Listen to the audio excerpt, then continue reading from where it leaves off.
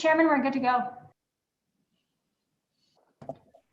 Okay, good news. Welcome everybody to our last joint interim meeting of the Ag Committee here for the upcoming 2021 session.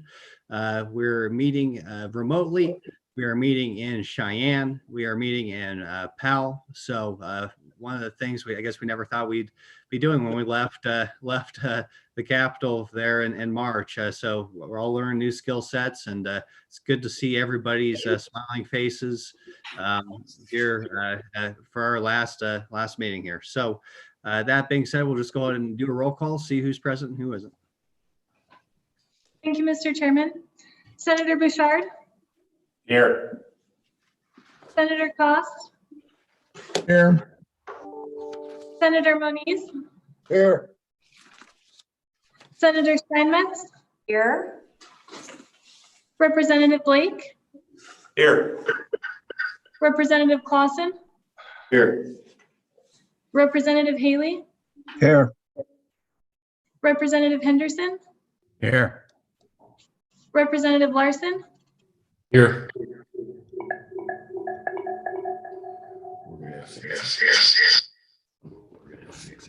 Representative Simpson. Here. Representative Tass. Here. Representative Winter. Here. Co-Chairman Boner. Here. And Co-Chairman Hunt. Yep. All committee members are present, Mr. Chairman. Okay, good news. So before we really get started, the Cheyenne portion of the meeting is in the Capitol building. Senator Steinmetz is holding down the fort there. She's going to go over a few of the ground rules that we have at our state capitol for participating in these meetings during a time of a serious pandemic. We're in the middle of the worst surge that we've seen in this state since the beginning of this crisis. So she's going to go over the rules that we have to make sure everybody feels safe and able to participate. So go ahead and take it away, Senator Steinmetz. And I believe Representative Clausen is your bouncer. Is that right? That's correct. He volunteered heartily to do that job for us today. So thank you, Representative Clausen. I think we have anarchy. So we just want to assure the public and everyone who attends. So far, we have one participant from the public today here in Cheyenne that we are taking every precaution to keep everyone safe during this time.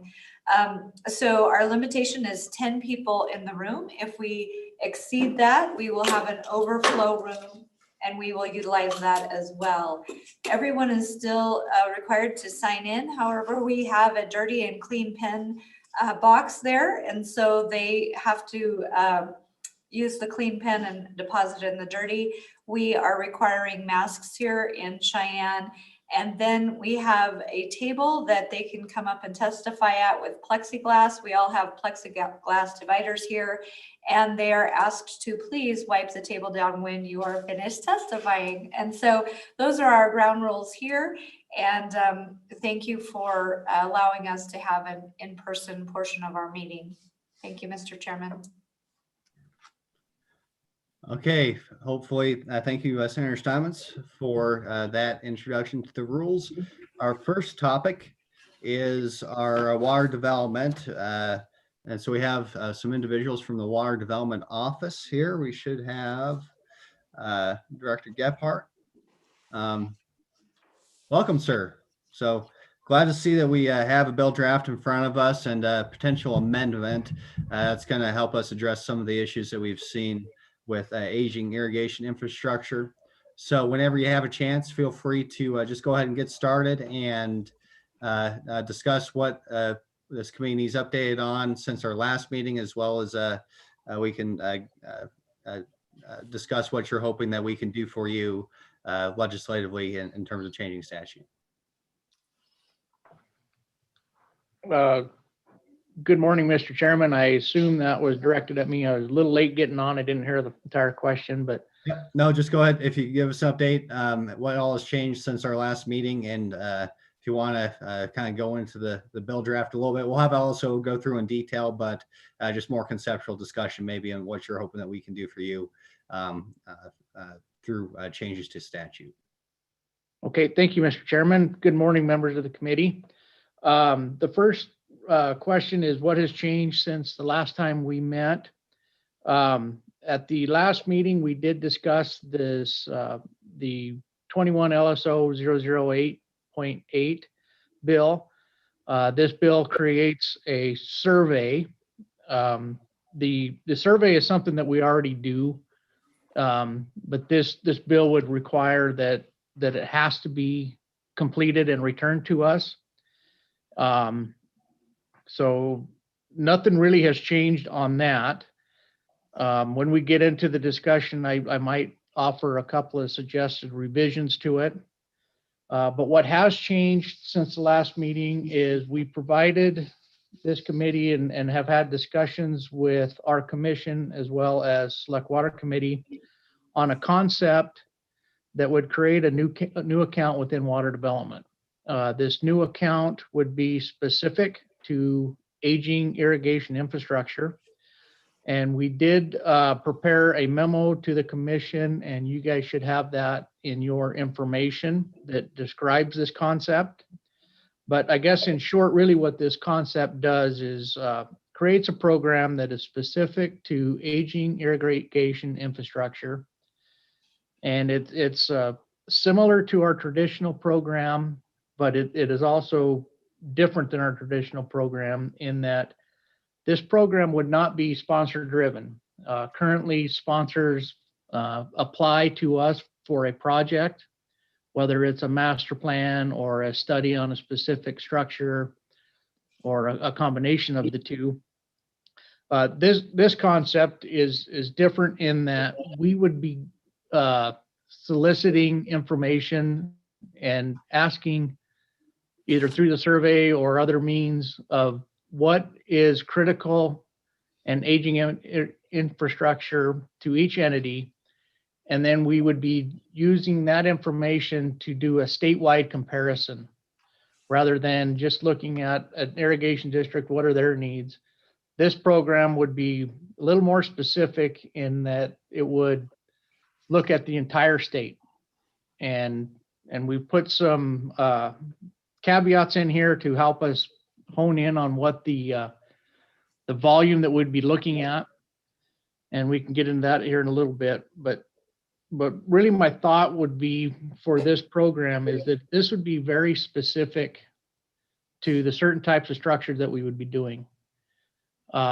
If we're looking at, say, a project in the southeast corner of the state for an irrigation district, we'd be comparing it to all the other structures that we've identified.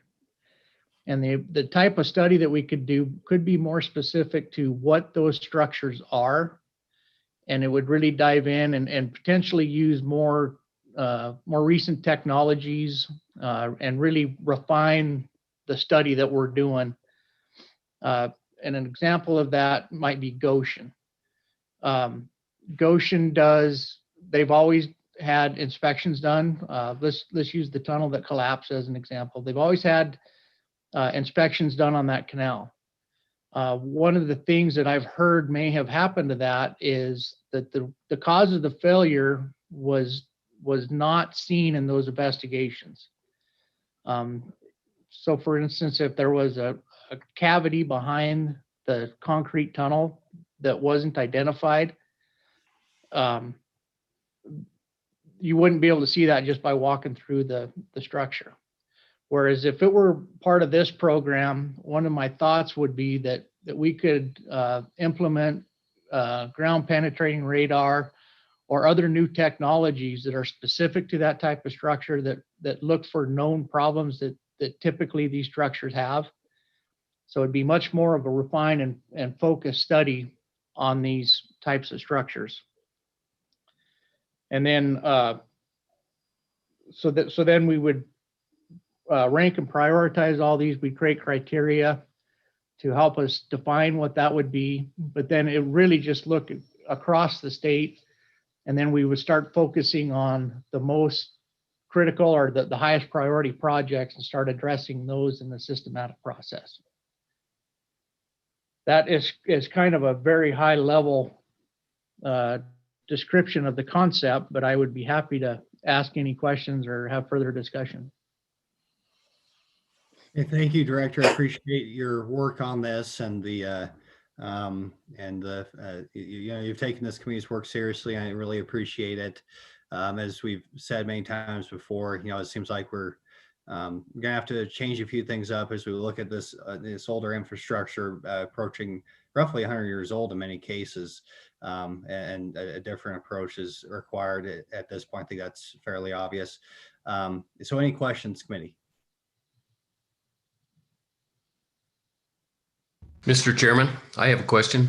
Representative Larson. Go ahead. Thank you, Mr. Chairman. Directed to the director. I'm not excited about this bill. I guess one of the big questions I would have is, are we going to need to hire more employees at the development office to take care of this? It looks like to me that it would. I guess the other question is how, do the irrigation districts have money in the game? If you're going to do the radar penetrating on the tunnels, and that is water development going to have to pay for all that? So I just have big issues with it. Thank you. Mr. Chairman, I'll try to address that. Your first point of hiring new employees, I don't think that we would hire new employees to administer this. Once these projects are identified, it would be very similar to the traditional program in that we would be hiring consultants to go out and do the evaluation. So that would be very similar to what we already do. We would of course be collecting a more robust data system that we would use the internal people we already have to do that. But I don't see new employees. And your question as to the stake of the sponsor, again, the studies would be, as they are now, fully funded through water development, the program. But then when we get into construction, the way it's written now is that the sponsor would be responsible for 25% of the project cost of construction. That'd be up to a 75% grant and 25% loan. Yeah, I appreciate that, Director. And I just direct the committee's attention to the proposed amendment. I think that's fairly descriptive and can answer a lot of those questions as to what we're considering here with the aging irrigation infrastructure account. So hopefully that'll answer some questions if you have them. Direct your attention there. And along those lines, Director, it's a very specific for irrigation infrastructure, this account. Was there any thought given to just making it open to any and all infrastructure, to include infrastructure for our municipalities? Mr. Chairman, I did think about that, and I kind of think that it would probably be two different programs, in that if you're comparing one structure for irrigation company to a municipality, they're very different projects, I believe. And so the thought is that irrigation infrastructure, that was the interim topic, so we focused on that. It's not to say that we couldn't do it with municipalities, but I don't think, or it would be very tough to compare a municipal project to an irrigation project and determine what's a higher priority. I think you need to look at them separately. Okay, thank you. Mr. Chairman, Representative Larson.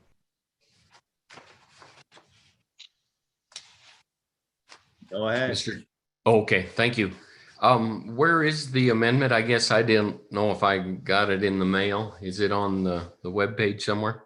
It'll be online. It will be in an email also that was sent to you with the committee materials, update committee materials. Okay, I'll go looking. Sorry. Representative Tass. Thank you, Mr. Chairman. I guess I question the need for the bill. What we are gaining out of the bill is, correct me, I could very well be wrong, is this allows the agency to go and inspect dams, irrigation projects, whatever, without the request from the, say, owners of the project, where the way it is today, the owners of the project could request the agency to come and inspect the dam. Is that the total difference between having this bill and not? I'm just wondering, that's kind of what I was reading into it. So thank you. Okay, Director, go ahead. Mr. Chairman, Representative Tass, first of all, we would not be going out and inspecting structures without the irrigation's willingness to participate. But then the difference is that the traditional program would still be what it is. They can still come to us for whatever they need. This is the way I view aging irrigation infrastructure. Our aging infrastructure, period, is it is a huge beast. It's not just specific to Wyoming. It's the entire nation where this is an issue. But this, I would view this as, at least initially, the larger infrastructure components that are typically more specialized in design as well as evaluation, and potentially cost significantly more than just going and improving conservation or relining ditches, something that we typically do under our program. It is possible that, yes, under our traditional program, that we would find these. Laprelle, for an example, we were very fortunate to find their deficiencies in their dam, because that wasn't the intent of the study. Whereas this program, that would be the intent, is we would go focus on the most critical pieces of infrastructure and really analyze that structure. I can go back to Laprelle. As I mentioned, it was a different project that we just happened to find the deficiencies of the dam. Had we not just found that, we would still not know that there was a deficiency there. And again, this concept would hone in on defined pieces of infrastructure and really do a specialized inventory and analysis on that structure itself. Okay, Representative Tass, follow up. Thank you, Mr. Chairman. But don't you already have that authority to do the extra looking at these projects without this bill? I guess I just question the need for more legislation if you already have the authority to go ahead and look for more in depth on these irrigation structures. Director. Mr. Chairman, Representative Tass, you're correct. We do have that ability, but really the only way that we currently do these studies is when a sponsor applies to us and asks us to do a study. A lot of times they start with a master plan or a feasibility study. I guess the difference in this is we're collecting all this data, and then we're going out and we're saying, hey, we want to go look at this structure. Is this a good project that you want us to do? And then to prioritize that, we would again compare it to all the structures across the state. It's not to say that they still couldn't use our traditional program to address their needs, but this would be very focused on certain components within their system. Okay, thank you very much. Yeah, and just to catch everybody up, as a reminder, what we talked about in the second meeting is, and you gave us a very good update as to, your progress in assessing, the condition of this critical infrastructure. And that's what's in the bill right now without the amendment, is basically requiring the commission to continue to do that, and so this would be kind of the second step in that process. So that would be a correct way to describe it, Director, if we add the amendment in to go ahead and actually help once we've collected that information.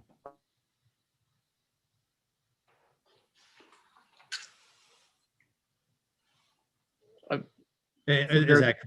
Director? Do I understand that Yeah, correctly? that is correct, Mr. Chairman. Okay, Representative Henderson, you're in that. Thank you, Mr. Chair. Director, what's going to happen if this bill doesn't pass? I mean, 5 years ago, we had aging infrastructure. I'm just wondering, what is the plan to address the root cause of the failure of our irrigation system across the state, various places? I mean, what's going to happen if this bill doesn't pass, sir? Mr. Chairman, if this bill doesn't pass, then we'll continue on trying to do the best that we can based on the applications we received.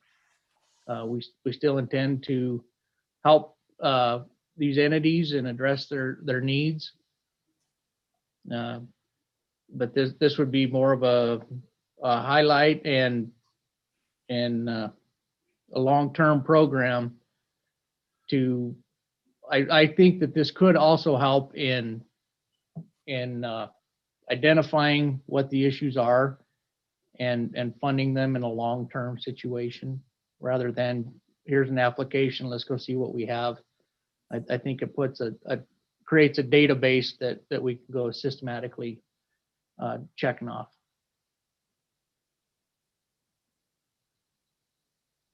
Okay, Representative Simpson. Thank you, Mr. Chairman. Director Gephardt, we currently have accounts 1, 2, and 3, and would this amendment in front of us, would that create an account number 4? And if so, how will we fund that account?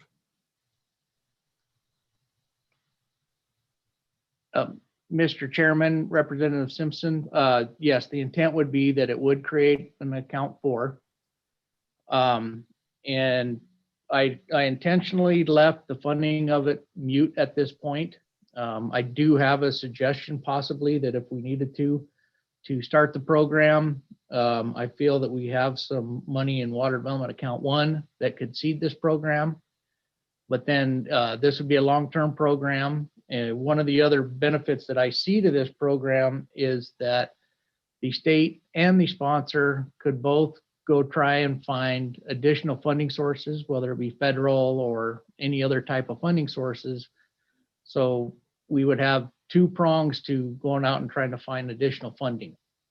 It is likely that depending on the projects that get developed out of this, that additional funding would have to come in the future. And where that comes from could be various, and I believe that's under your all purview to help determine where that comes from. But I think to get this started, we could seed it with some money we have in Water Development Account 1 currently. Okay, very good question, Representative Simpson, and maybe something you can provide some perspective on since you're, I think, pointed appropriations here. So congratulations on that. But absolutely, and that's, I think, one part of the value of having the bill go through the process, frankly, in addition to setting up the structure that we'll use over the long term to fund these projects. It's at the very least a discussion that we have to have with our colleagues as we begin to wrap our minds around this issue. And so, and obviously it doesn't necessarily have to be all state funds. Director, I know that there's been some discussion along, the lines of the federal government stepping up potentially. Obviously we can't count on that, but I think it might be beneficial if, would you be able to speak to the status of those discussions from the federal perspective? Mr. Chairman, we are tracking a couple of bills in Congress right now that could potentially be additional sources for this account, as well as any other account for that matter. But there are some congressional bills being discussed right now, and if they're passed, I see a likelihood that we could be requesting some of those monies for these types of projects. Okay, Senator Steinmetz, I think you had your hand up. Yes, thank you, Mr. Chairman. I just wondered, if you'd been in contact with some of the irrigation districts and what their thoughts were. We heard some concern from the Powell area, and so I was hoping that you could maybe allay some of that concern. Mr. Chairman, Senator Steinmetz, we have not reached out to the districts yet, only because it was just a week and a half ago that we had this discussion with the commission, and I didn't want to get out too far ahead of them and select water. But it is something that we will do before the session and or the next joint ag meeting. Okay, Representative Clausen. Thank you, Mr. Chairman. Mr. Gephardt, what percentage of the surveys are returned now, just as a refresher? I know we went over that in our last meeting. I'm going off of memory, Mr. Chairman, but it was in the 30 to 40% range. We're trying to get confirmation on that. It was a fairly low number of those survey returns currently.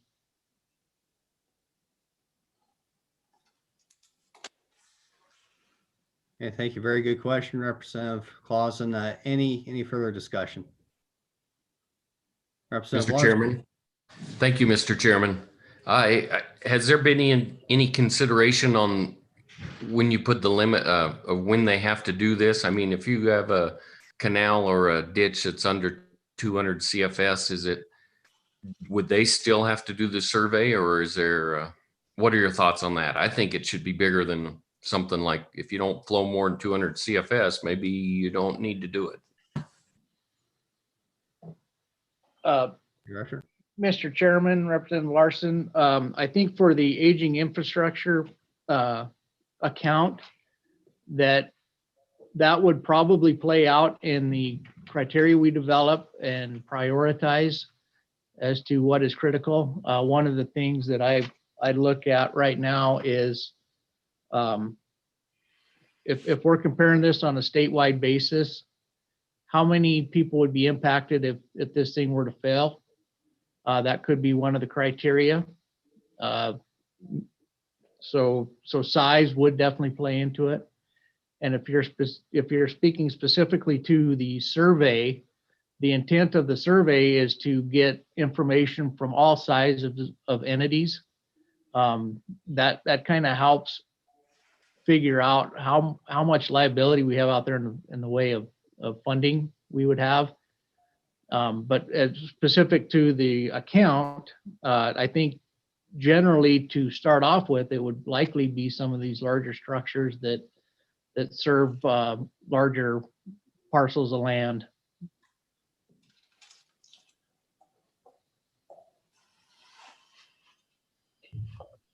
Okay, Representative Larson, I'd point out that suggested amendment, page 2, starting on line 58, there's a definition of critical aging infrastructure. Maybe if you want to amend the amendment, I'd suggest that might be a good place to look. So Thank you, Mr. Chairman.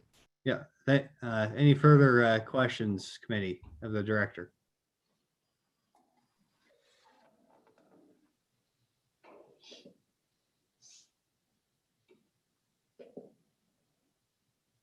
Okay, any further questions? Going once, going twice? Okay, seeing none, thank you, Director. Go ahead and don't go too far, digitally speaking at least. We do have some public comment from our irrigation districts.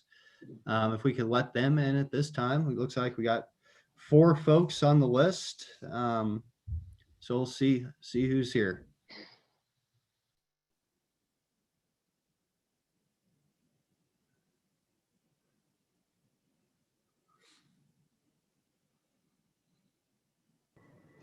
And Mr. Chairman, I don't see Mr. Rodeman in the waiting room. Hello. Okay, fair enough. But it looks like we have a Lee Arrington from Wheatland Irrigation District, Jerry Dart from Deaver Irrigation District, and Frank Grimes from Highland Irrigation District. And Mr. Chairman, Mr. Grimes and Mr. Dart chose not to participate, but submitted written comments. Okay, very good. Thank you. So Mr. Arrington, are you there? Yes, Mr. Chairman. Okay, well, welcome to the Joint Ag Committee. Appreciate you taking the time to testify. We're all ears. Well, thank you, Mr. Chairman. My name is Lee Arrington. I'm the manager of Wheatland Irrigation District in Platte County, Wyoming. This is kind of shooting from the hip a little bit.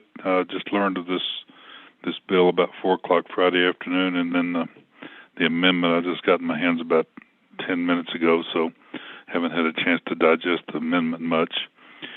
I just have a few comments. First of all, I am a former member of the Wyoming Water Development Commission from 2005 to 2009, and I know back in that time we went from having a surplus of money and a debit of, or not a debit of, less applications for that money to having to prioritize who we could fund and who we didn't during that time period. So focusing the efforts and seeing what's out in front of us in the coming years in the infrastructure, especially with irrigation systems, most of the large irrigation systems being over 100 years old now, certainly is deserving of our attention statewide. Specifically on the bill as originally drafted, I did have one suggested specific change, and that would be on page 2, line 5. At the end of that line where we said that use the word on, I would suggest that you change that to that would include. That would kind of tie into what the Water Development Commission has been doing for quite a number of years now in gathering information that's not specifically related to the infrastructure, but would include things such as contact information and what have you. One thing that as a sitting in my irrigation district seat might be helpful to get participation of higher than 30 or 40% would be to have some form of incentive that could possibly go one of either two ways. For example, applicants that participate in the survey during the normal survey cycle, which typically with water development has been every 2 years, that they become eligible for 5% more grant funding than the maximum limit of 75%. Alternatively, could go the other direction for those that did not participate during that normal cycle, and that they would incur maybe a 5% reduction in the maximum grant funding they would be eligible for. Just an idea to throw out on the table.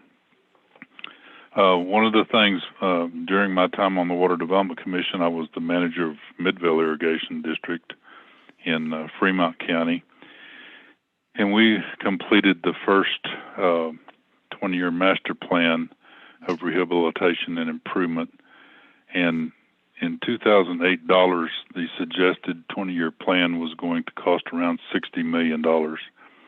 Extrapolating that out to the large irrigation districts of like kind and age in the state, we were looking at statewide a need for somewhere around $600 million in potential funding going forward. I think it would be good for us to get a handle on just what it is that we have facing us. Those master plans are typically set up in 5-year increments, looking at the first 5 years as being the most critical, what needs to be worked on now, then the next 5 on down the line. And I might suggest that the bill include something of having a not less than once every 5-year survey language, something like that would kind of line up with a lot of the studies that have been done across the state. Let me see here. And I think the bill, the draft or the amendment that I got my hands on did mention something about updating the criteria. That was going to be the operating criteria. That was going to be my other comment. Mr. Chairman, thank you very much for the opportunity. And if you have any questions, I would be glad to answer them or attempt to. Thank you, Mr. Arrington. It's always good to hear from a constituent here on these meetings. Committee, any questions for the Wheatland Irrigation District?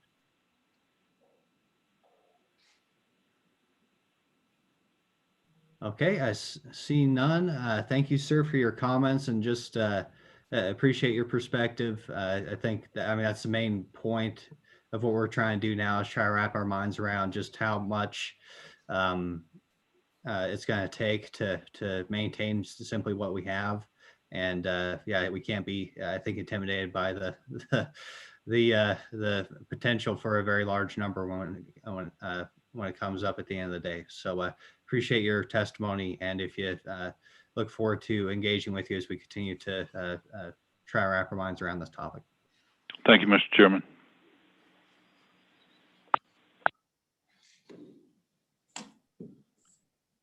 Okay, well, I think that's all the public comment we had. Is there anybody in Cheyenne or Powell that's in person? Mr. Chairman, we don't have anyone here in Cheyenne. It looks like the same folks down in Powell, so all right, that'll be good.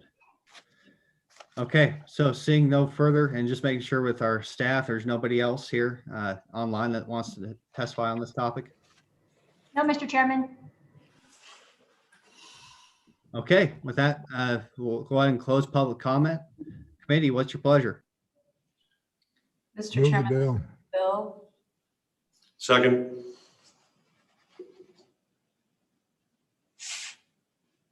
Muted, Senator Boner. Mr. Chairman, you're muted. Sorry, moved by Senator Steinmetz, seconded by Representative Blake.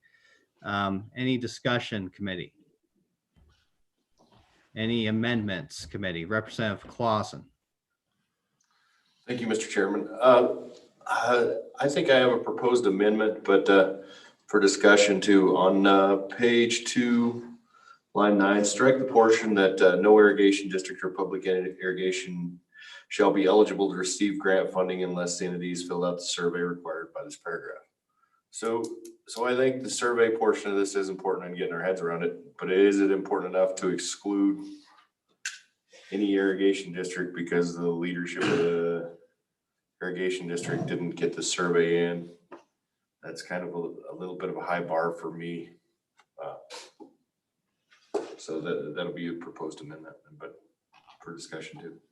Okay, all right. First of all, does anybody want to second that? Representative Larson, second. Okay, sounds good. Any discussion, committee? Yes, Senator Cost. I guess my only concern with that would be how would that be any different than it currently is, where the current survey is being 30% or so, between 30 and 40% turned in. Somehow I think it's important for us to make sure that everybody gets, or as many as possible. I think by taking something, we might want to lighten it, but to totally take it out, to me, it totally eliminates even trying to get a survey, because that's the situation we're in right now.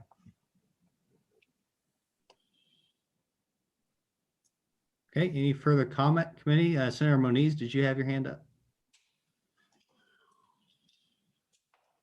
You're muted, Senator Moniz. Yeah, thank you, Mr. Chairman. I not on this amendment. I was going to move the proposed amendment at a later time, but not on this one. Although I am opposed to this one. Very good, thank you. And I think it's an interesting discussion. I'm kind of thinking about what Mr. Arrington said, where we have I'm not sure about giving a carrot because I'm not sure what that would do to our budget, but if we make the stick of not quite as big, maybe if they don't return their survey, maybe they get a 5 or 10% reduction on their state match or whatever it may be. So I think it's an interesting concept. I'm glad you brought the amendment, Representative Clausen, because it's a good discussion to have. So any further discussion, committee? Representative Clausen. Mr. Chairman, I would consider it a friendly amendment if someone wanted to cut it down to say 5% or 10% discount and rework. Mr. Chairman. Would did you call on me, sir? Yeah, looks like yeah. Okay, I would like to suggest 10% would be the limit, or maybe a deduction on his amendment. I would say that would be a good thing if he sees that as a friendly amendment. Okay. Representative Clausen is a 10% reduction in the state match. Strike it as a friendly amendment if they don't complete the survey. Mr. Chairman, yes, that's a friendly amendment if the second agrees with it. Okay, Representative Larson, is that okay? Mr. Chairman, yes, that'd be okay. Okay, Director Gephardt, I see you there. Looking a little nervous. Do you have any thoughts just as we kind of make this amendment on the fly? Thank you, Mr. Chairman. I guess a couple of things that I wanted to point out is the survey, we just modified our criteria that it does require an applicant to complete the survey prior to getting funding. So our criteria essentially does what this bill does. And as far as giving a deduct of 10%, a question would be, is the deduct based on the maximum grant to loan ratio we could do, which is set at 75-25 grant to loan? Or in practice, what we are doing with these is a 66%, 33% loan. So what would that reduction be? And then for some of these projects, as you are well aware, that could be a significant amount of money. Representative Clausen.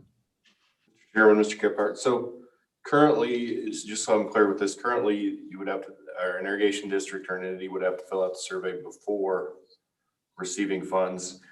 In this bill, they would have to have filled out surveys to even be eligible to receive funds. To me, that's two different things, but just some clarity.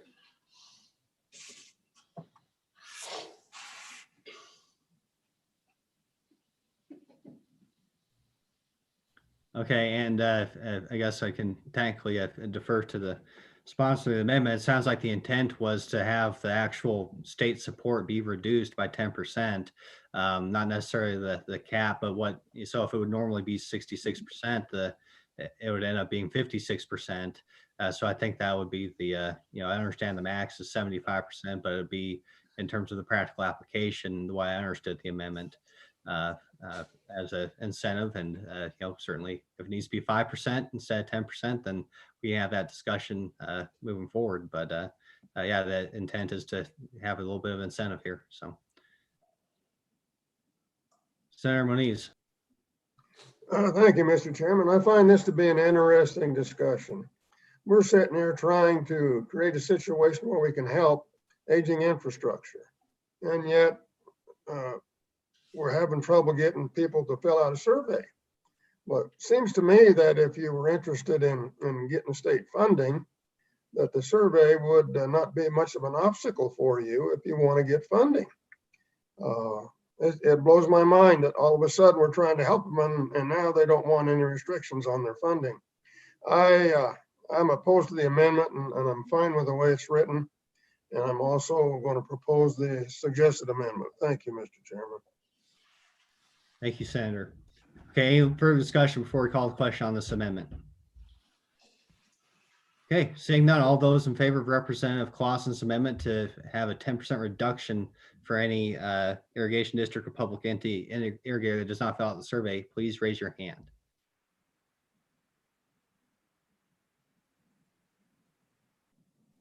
Okay, I see one person in Powell, is that correct? That is correct. Okay, I see Representative Clausen also has his hand up, and anybody else? I think Senator Bouchard doesn't have his camera on. He's just there. Is he raising his hand, Senator Steinmetz? No, Mr. Chairman, he is not. Okay, so that's 2-4, all against. Please raise your hand. All against the amendment, raise your hand. Okay, that amendment fails. We'll Senator Moniz, you want to make another amendment? Yeah, thank you, Mr. Chairman. I propose the amendment. I think it's called working draft number 8 for a 21 LSO 0008 that everybody should have a copy of. I propose it as written. Thank you. Second. Okay, amendment by Senator Moniz, seconded by Senator Steinmetz. Any discussion, committee? Representative Blake.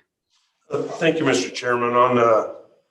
On that working draft, section P, I guess it's the second page, line 58 or line 61, 75 years. Could anyone discuss why? What if we have infrastructure that's only 50 years old or 60 years old? What are we going to do in that instance? And just curious to why the 75-year threshold was put in there. Yeah, Director, you have a discussion on that? Mr. Chairman, Representative Blake, the reason for 75 is that is a figure that I've heard to define aging irrigation infrastructure. It is certainly open for discussion, at least from my perspective of it. But if it kind of depends on the life cycle age of, or the expected life expectancy of these structures. Some of them, the expected life is 40 years. Others, it is significantly larger than that. I guess when in my mind, when we were putting this together, it would have been more of the constructed structures, concrete type, and not necessarily a pipeline. Although it could be, but those structures typically have a longer life expectancy than a typical pipe would. Thank you, Mr. Chairman. Any further discussion, committee? Representative Simpson. Thank you, Mr. Chairman. Members, I'm a little conflicted with this bill, and let me explain why. A lot of times we as legislators need to actually pass legislation in order to move a department into a direction we want them to move. That's unfortunate, but in our case, that's not the case. The Water Development Commission and the director and the staff are very responsive to our requests and our thoughts and feelings. So we've created a bill here that mandates them to hold a survey. And I'm fundamentally opposed to legislation that micromanages our departments. We already have a survey program. It's functional. They can put, meaning the department, they can put stricter rules on their own policies and procedures if they want to really beef that survey up. So then along comes this amendment today, which I'm warm to, but now all of a sudden we're attaching a major deal. This is a pretty significant deal to create a new account with a brand new set of rules, a brand new group of people that we're going to be studying. And we're bringing this in as an amendment at the last meeting. I'm not comfortable with that, attaching it. I'm a no on the survey because I don't like micromanaging the department. And I'm warm on this, but I think we need to go back to the drawing board. We need to establish how we're going to fund it and develop a little more thought process, including feedback from the public. So I'd like to see this amendment actually be a brand new bill at a later date so we can give it properly vetted out. So I'm going to be a no on this bill. Thank you.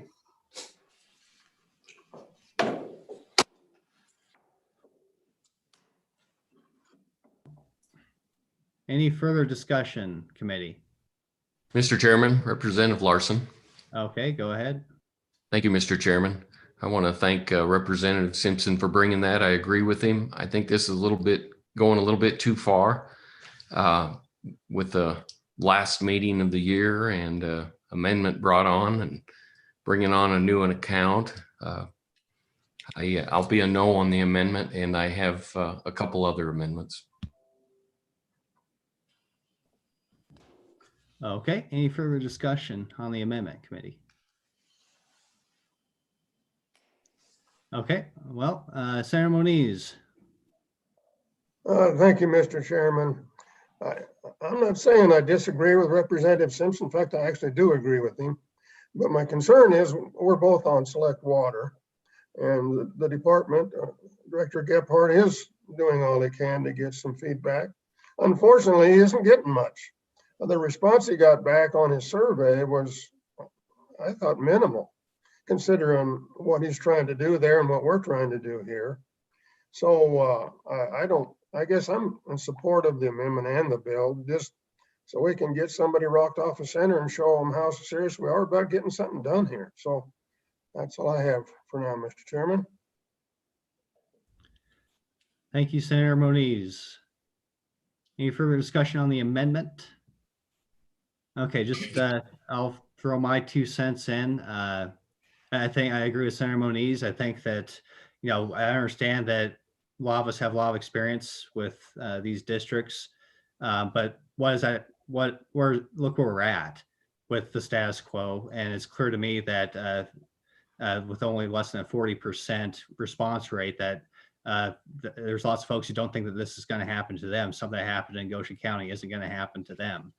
We got very lucky here in Converse County to discover the issues with La Perelle by pure chance.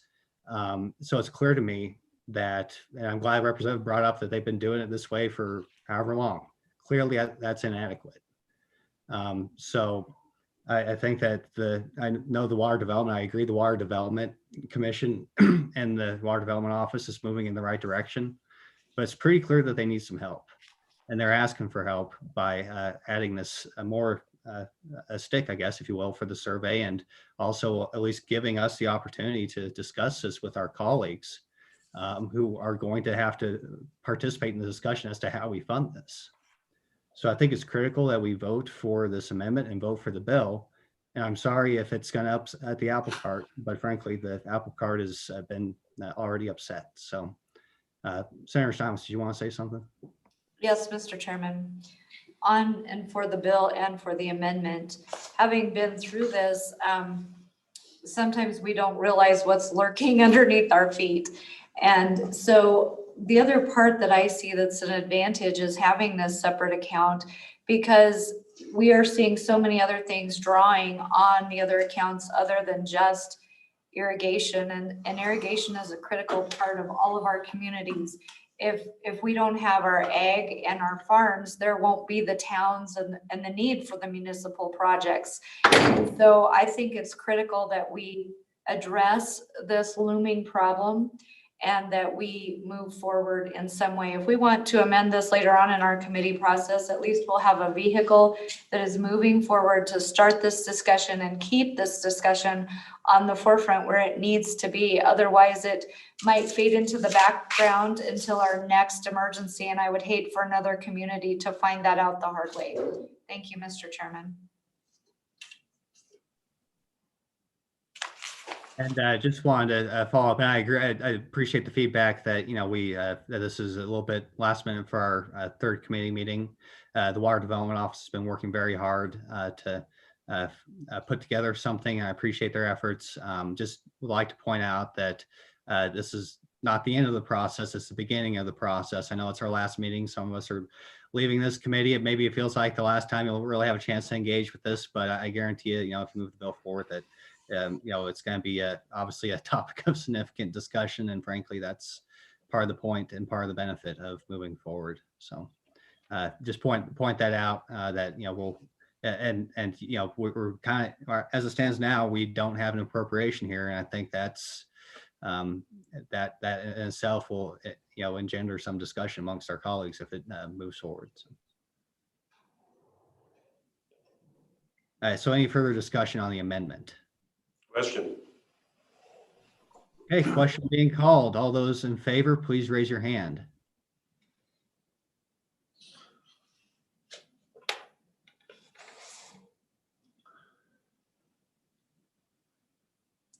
Okay, so anybody, Senator Bouchard, how's he voting? I can't see him.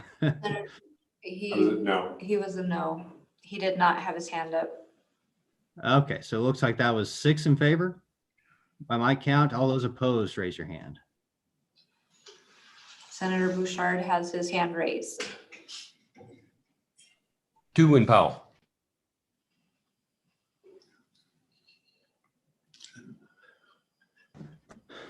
Oh, goodness. Okay, please keep your hands up.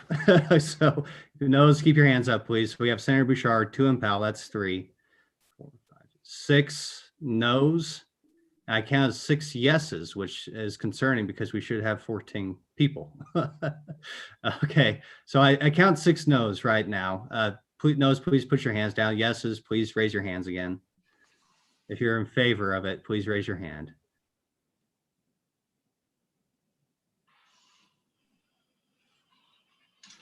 Okay, it's 7-6. Representative Clausen, you, I can just see the top of your face there. So maybe adjust your computer if you will. Or at least put your hand up where I can see it. It's okay if your face isn't showing, but okay, so that amendment passes 7-6. Further discussion on the bill. Mr. Chairman, Representative Larson. Go ahead. Thank you, Mr. Chairman. On line 12 of the working draft, after commission, insert by January 15th, comma. And that's it for this amendment. I'm not sure if there was a date in here of when this needs to be sent out. I see a date of when it needs returned, but like it says in the comments, what if we sent it on March 31st? Right, and so no, that's a very good point, Representative. I think that's an issue we have to address and just kind of spitball here. What if instead of saying by April 1st of that year, say 60 days after issuance of the survey? Would that, instead of having a hard and fast, date that may or may not be, appropriate to put in statute, just say once you have 2 months to send it back? Would that alleviate those concerns? Mr. Chairman, I kind of would like to get the survey out early, but I don't, the 60 days after the survey goes out would be fine. I kind of wonder, it's easier for them to do some work in the irrigation districts, during the winter months. I completely understand that as an irrigator myself. And I guess the question is, do we trust the commission to send it out at a time that is appropriate for everybody? Or are we going to say you need to send it out, at this date and receive it back by that date?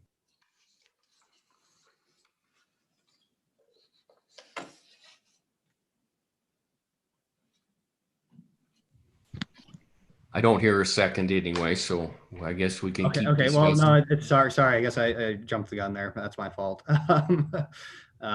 So we have a second for the amendment somewhere, right? Okay, Representative Simpson. Okay, so sorry about that. And so could you repeat that, Representative Larson?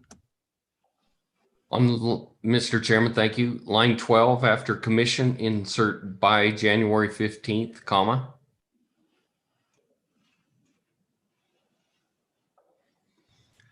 Okay, so it requires that the commission sends it out by January 15th. Any discussion, committee?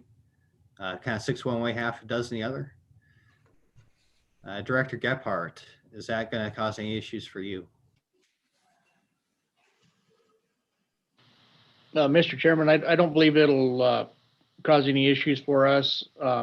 This was one of, as I mentioned earlier, I had 2 comments. The first being that goes in line with the staff comments that rather than April 1 of the year, within 90 days after issue, that was a suggestion. So either way, the other question that I had or suggestion maybe is these surveys, we issue them every other year, even or odd, I forget, odd number years say are the irrigation survey, and then the even number years are the water system surveys.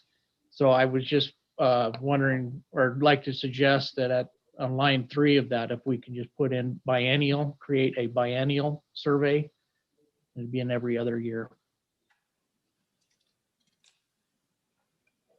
Thank you. Okay, thank you, Director. That's very helpful. So we have that amendment in front of the committee. Any further discussion?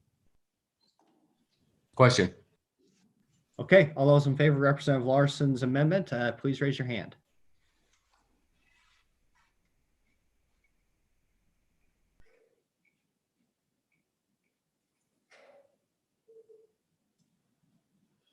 Okay, looks like at least 9 in favor. All those opposed, raise your hand. Senator Bouchard has his hand raised in Cheyenne. Okay, looks like the 9-4 that amendment passes. Mr. Chairman, I have, Representative I have another amendment, but this one's a little longer.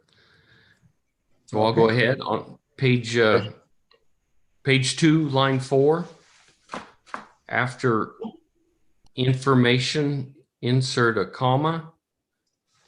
And then only when canal or ditch flows 200 CFS or greater. Then on line 6, delete all. And insert at the very end after infrastructure, comma, only if older than 50 years.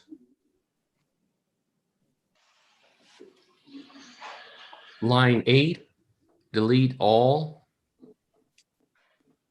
And insert after infrastructure, only if older than 50 years. That is all. I'd second that. Okay, moved and seconded, moved by Representative Larson, seconded by Representative Tass to effectively only require a survey for infrastructure that's over 200 CFS and older than 50 years, or more than 200 CFS older than 50 years. And hopefully you'll give us our staff some leeway there to make it sound pretty. Yes, Mr. Chairman. All right, Senator Moniz.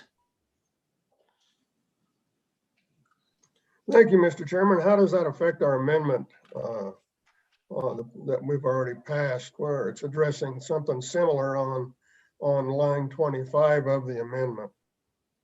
How does this amendment affect that amendment?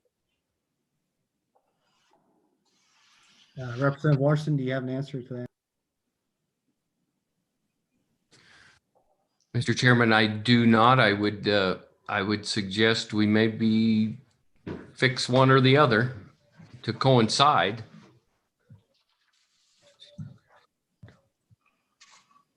I think, Mr. Chairman. Yes. I think the amendment we did adopt refers more to money going out only if it's 75 years or older, but maybe I'm reading that wrong and I'd have to ask the director.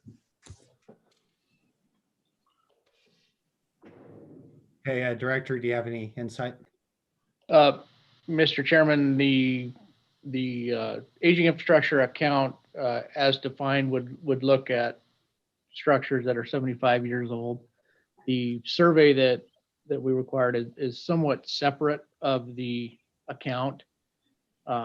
This is the intent of the survey is to gather information on all projects and maybe help us to define what types of projects are coming into us for applications that may not pertain to the aging infrastructure account, but more so to our traditional program as well. So I think there's a difference between the two. Okay. Representative Simpson. I concur with that. I'll second the motion. But on the first amendment we passed, lines 58 through 62 is very clear about that. So we're really talking about the new program we're developing is for 75-year-old systems. But this paragraph, we're talking about just studying 50-year-old system. Makes sense that we would be out in front 25 years. So I think we're okay with the proposed amendment. Okay, any further discussion, committee?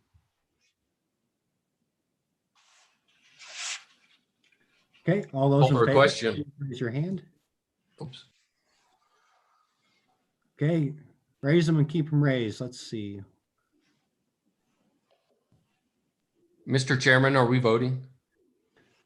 Yes, all those in favor of the amendment, raise your hands and please keep them raised.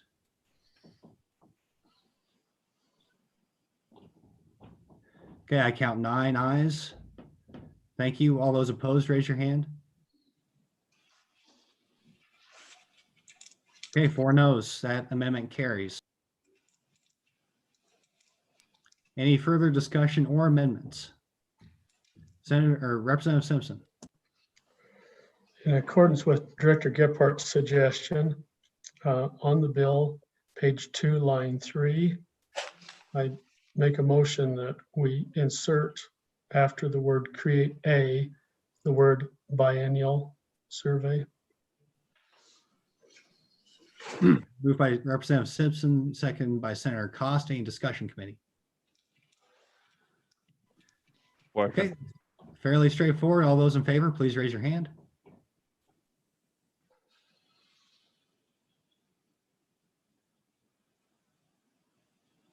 Okay, that appears to be unanimous. Anybody opposed? I see none. All that motion carries. Any further discussion or amendments on the bill, committee?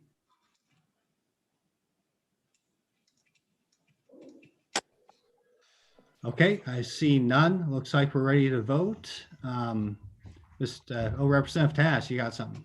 Yes, thank you, Mr. Chairman.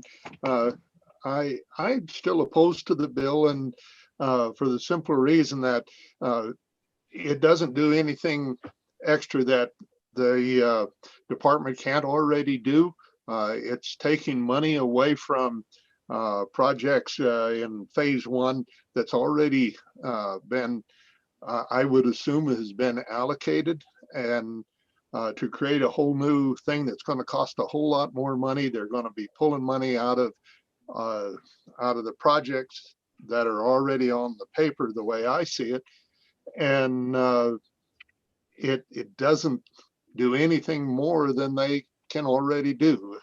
So I oppose to just creating legislation for the having that we're doing something. It already can be done.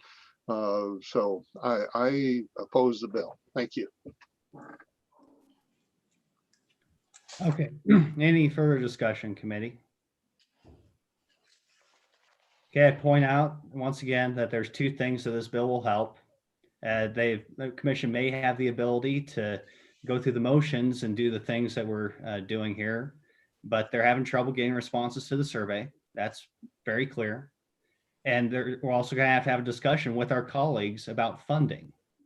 And this is a mechanism to have that discussion. So that's something that the legislature has to do. We have to provide some leadership, unfortunately, to get responses to the survey, the reduced survey that's more focused. Thank you, Representative Larson, and not creating an undue burden on irrigation districts. And also, it's our responsibility to find funding for was pretty obvious, a very critical issue to the state. So for those 2 reasons, I think it's important to move forward. There's nothing in the bill. Let's be clear. There's nothing in the bill that says that we're taking any monies from accounts 1 or 2 or 3. So to say that is simply not true. So the commission is still in the driver's seat.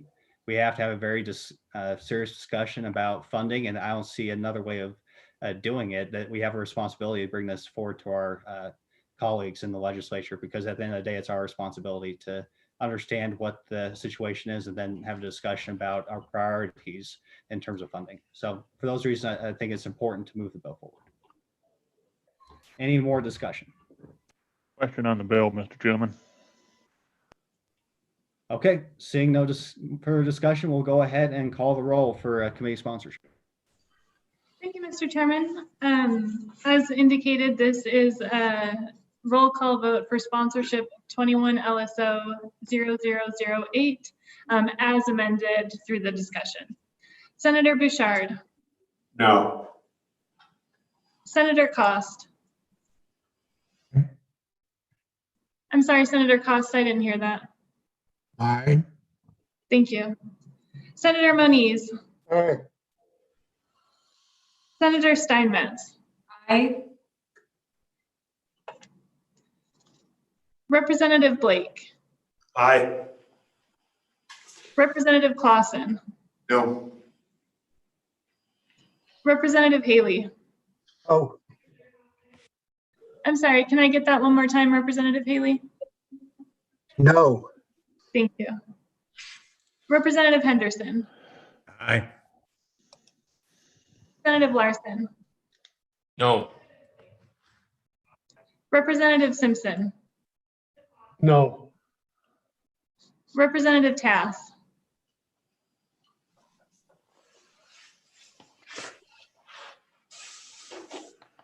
I think I missed that, Representative Tass. No? Okay. Representative Winter, No. Co-Chairman Boner, Aye. and Co-Chairman Hunt. Aye.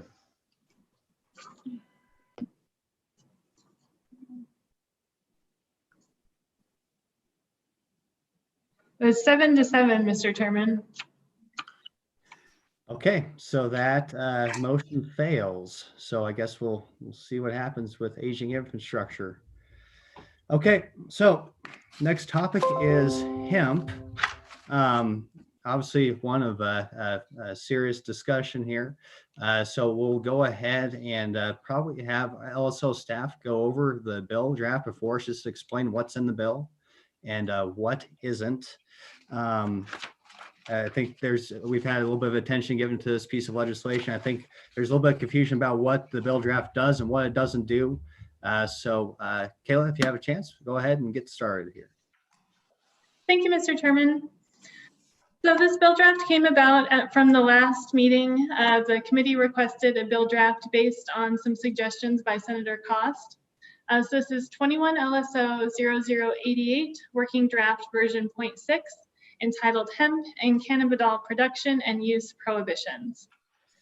The first page, we just have the title and an indication of the section that's created. The bill draft relates to hemp production. It amends allowable uses and possessions of hemp and cannabidal, prohibits the use of hemp and cannabidal in certain forms, and the addition of the substances to other substances. It provides penalties and makes conforming amendments. Turning to page 2. And so this is the new section created. This just requires that no person shall process, possess, or sell hemp or any part for the purpose of smoking, any alcoholic beverage containing cannabidal, or any food product or beverage containing cannabidal unless the FDA has approved the use as a food additive in the food product or beverage. The committee may wish to consider these definitions further, as well as whether there should be a mechanism to allow for further clarification, for example, through the rulemaking process. For instance, it's unclear whether CBD oil would be considered a food product or beverage, or if CBD capsules would be considered a food product. Moving on to page 3, this is the violation section.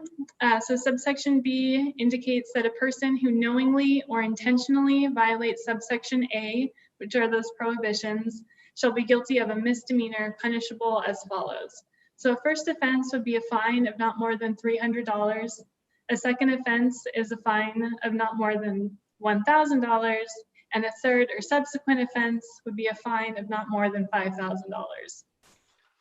Moving on to the bottom half of page 3, this is amending current provisions in law. The first amendment is to 1151-101. This just adds a couple of definitions to the existing hemp regulation definition section. So the first is dietary supplement. It starts on the bottom of page 3 and goes on to page 4. So a dietary supplement will mean a product intended to supplement the diet that bears or contains one or more of the following ingredients. Then it's a vitamin, a mineral, an herb or other botanical, an amino acid, or a dietary substance for use by man to supplement the diet by increasing total dietary intake. Finally, a concentrate, metabolite, constituent, extract, or combination of any ingredient described above. It can also be a product that is intended for ingestion in a tablet, capsule, powder, soft gel, gel cap, or liquid form, or if not intended for ingestion in such a way, this is going on to page 5, that it is not represented as a conventional food and is not represented, for use as the sole item of the meal or a diet. That definition comes from, is based closely on federal law. The staff comment just provides the full text of the federal provision on which that definition was based. Over on to page 6, starting on line 13, is the definition of food product. That means articles or components used for food or drink for a person or animal, chewing gum, and dietary supplements. On the bottom of page 6 is just a conforming amendment. Currently in the law, it's saying that there's not limitations on the possession, purchase, sale, transportation, and use of hemp. And so this just adds, except as provided otherwise in this bill draft. Going on to page 7, just provides that a hemp product containing Cannabidal that's manufactured, produced, distributed, imported, or sold for use in Wyoming shall not be marketed as a dietary supplement, shall include a label that has a provision stating that the product has not been evaluated by the FDA and is not intended to diagnose, treat, cure, or prevent any disease, and contains no medical claims on the product's label. So there's additional limitations on how hemp or Cannabidal could be marketed in the state. Finally, at the bottom of page 7, onto line 8, are additional conforming amendments, just kind of to indicate the same thing, that we now will have some of these limitations, and it's not the use, possession, etc., is not without any limitation any longer. And then on to the middle of page 8, line 8 is just the effective date. The bill draft would be effective July 1 of 2021. I'm happy to answer any questions, Mr. Chairman.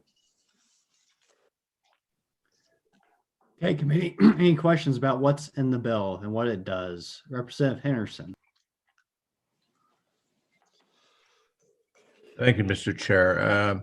My question is, I missed the last 2 meetings because we had minerals scheduled the same time. And so I would just like some words or some explanation as to the genesis of this bill and why we are where we are with this draft. Thank you.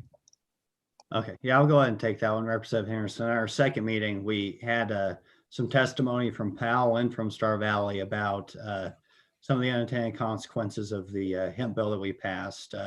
From law enforcement in particular, I think it's been a challenge to distinguish between what's hemp and what's marijuana, especially I think what I heard, and we'll have the police chief from Powell testifying here soon. He'll probably give fair voice to their concerns, but especially since apparently folks do in fact smoke hemp. I remember specifically being lobbied during the original passage of the hemp bill that that was not the case. It turns out that was not true. And they're having a challenging time distinguishing between what's hemp and what's marijuana. That's the from what I understand it. But we'll hear from the police chief in Powell here next, and he'll probably have a little bit better ability to go through and tell you the genesis of the bill there, Representative.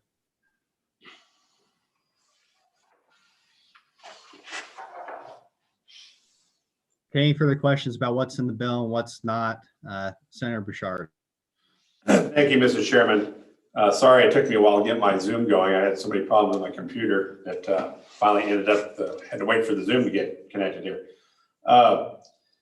So when we look at some of these bottles, like this is a CBD bottle, and I'm looking at this on the back of the bottle, it says these statements have not been evaluated by the Food and Drug Administration. This product is not intended to diagnose, treat, cure, or prevent any disease.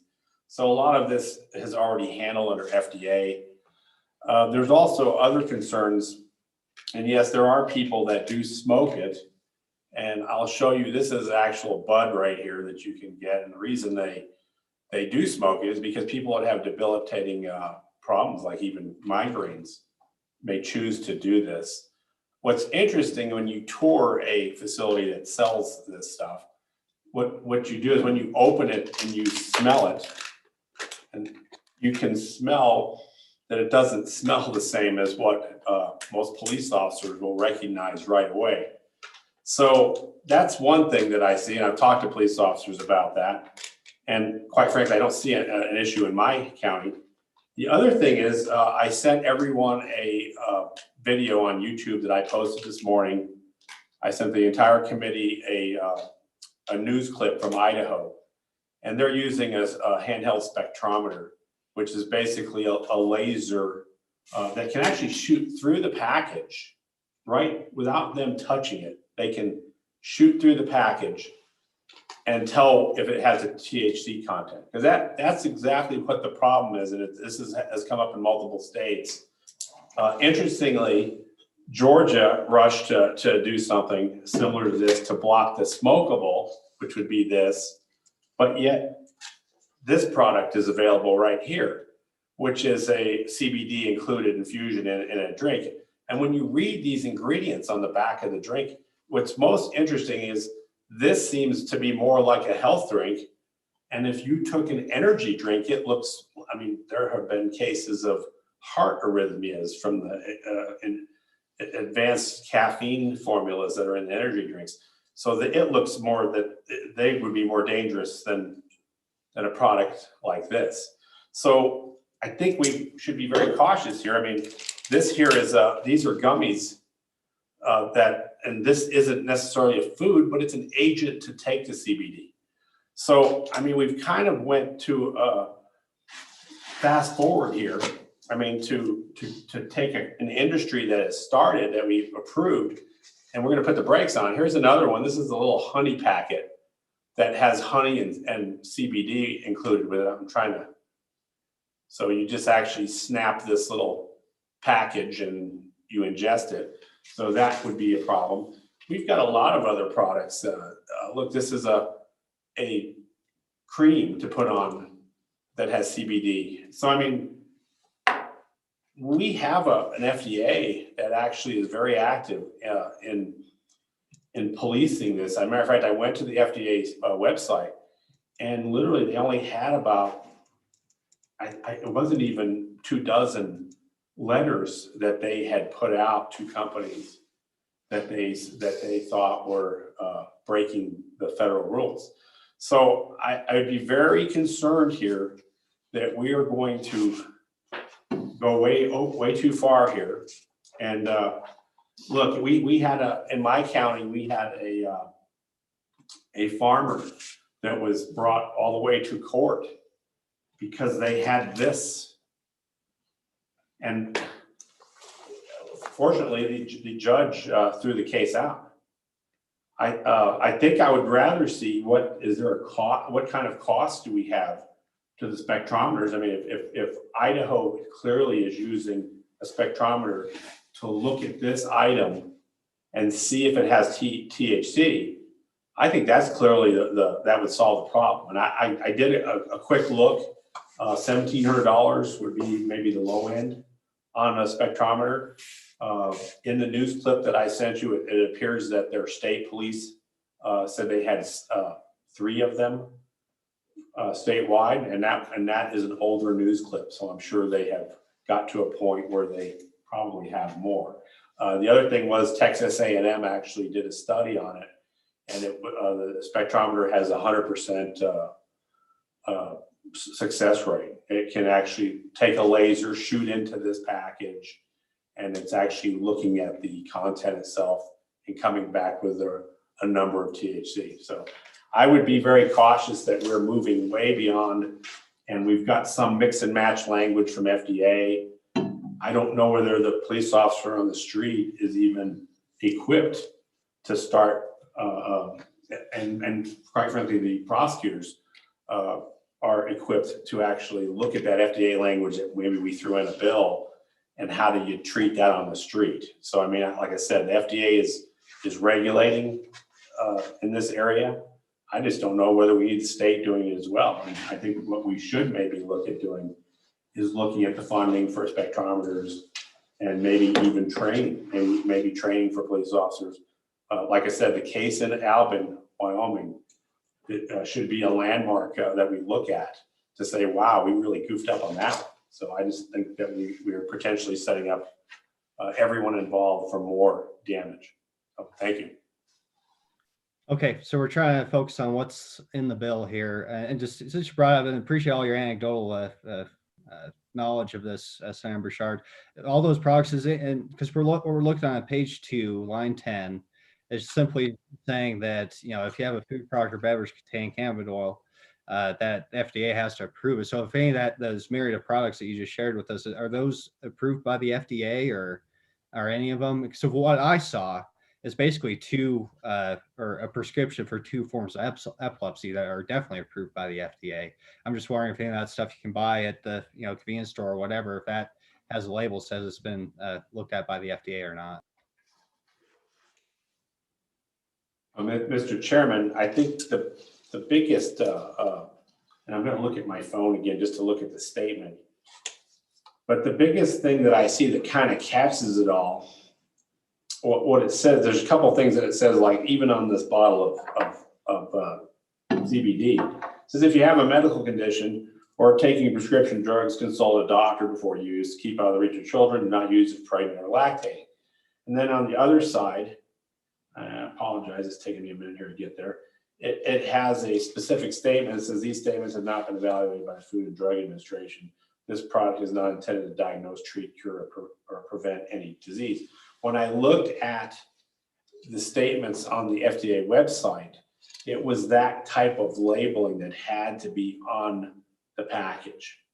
And depending on what they said on the package, that also qualifies whether they have to put a disclaimer on the package. So like I said, I looked at the amount of complaints that the FDA had lodged themselves, and it looked like a very small number. So I think that compliance is happening, or I would see a lot more problem with the FDA. And going back to the testimony on the genesis of this bill has to do with this product here, which would be a hemp bud, which does not have THC. So that's where my concern is. We have a lot of stuff thrown in this bill that is controlled by the FDA and is under their rules, and we're trying to throw some more stuff in. But like I said, I think this stuff is being handled at that level. Do we really need to double up or even confuse them? Yeah, we understand, Senator. So we're trying to focus on what's in the bill and what's not, because I think there's been a lot of lack of focus here and misunderstanding of what the bill actually does. And I think really the meat, if you want to look at it, is page 2, where we're kind of outlawing stuff, or we are outlawing stuff, whether it be for smoking, using alcoholic beverages, or any food product without FDA approval. So, and it seems like all the labeling requirements are more or less complied with on page 7. So Representative Blake, you have a question or comment about the bill itself? Yeah, about the bill. On page 6 of the bill, because part of the things that I saw on hemp production, that it could be used to feed cattle. But maybe I'm reading this wrong, but it says articles or components used for food or drink for a person or animal. So that means you couldn't feed it to your livestock if that's what you decided to do. And I'm not a huge fan of this bill, because I think the only thing I would be in favor of on this bill is that maybe people under the age of 21 shouldn't be able to smoke that stuff, like cigarettes. And then maybe my question for LSO, what is the fine for smoking cigarettes?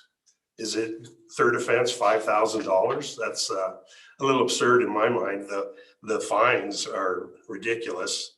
And they're with all the states surrounding us, South Dakota, Montana, Colorado, pretty soon we're going to be surrounded by not only medical marijuana states, recreational marijuana states. We're going to have to increase our funding to DCI, police forces everywhere.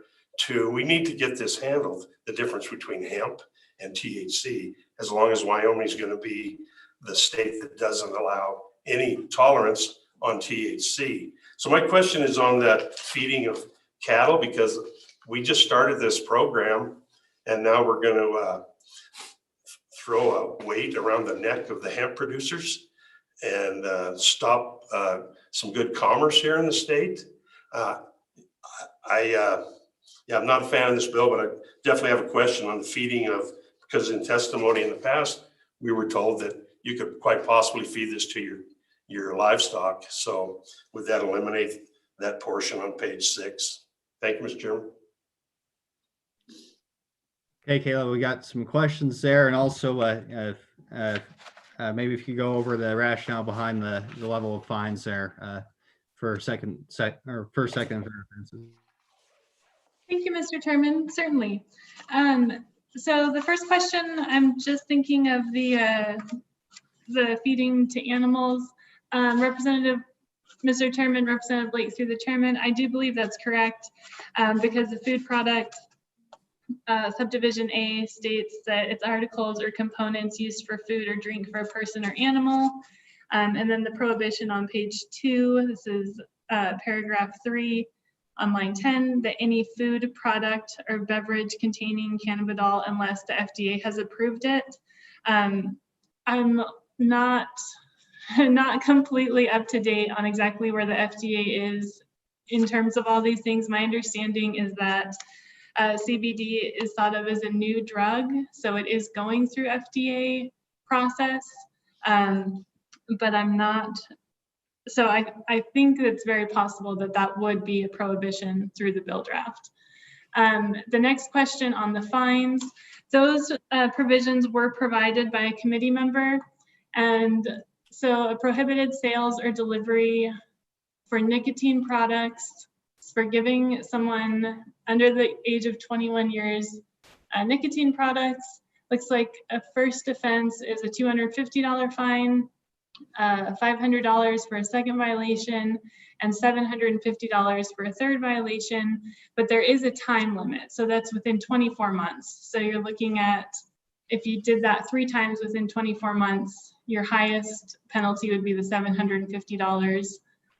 But then there are some other provisions too. They could require community service, I guess in lieu of the fine. So that's what I have for those ones. Thank you, Mr. Chairman. Kayla.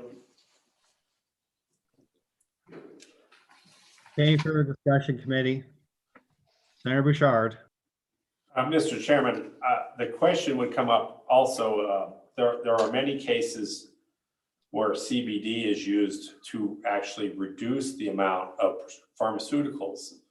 There's a case where, and it's a public case over in Nevada, where 2 young girls, I think under 10 years old, take large amounts of pharmaceuticals just to control seizures, where they have seizures sometimes all day long.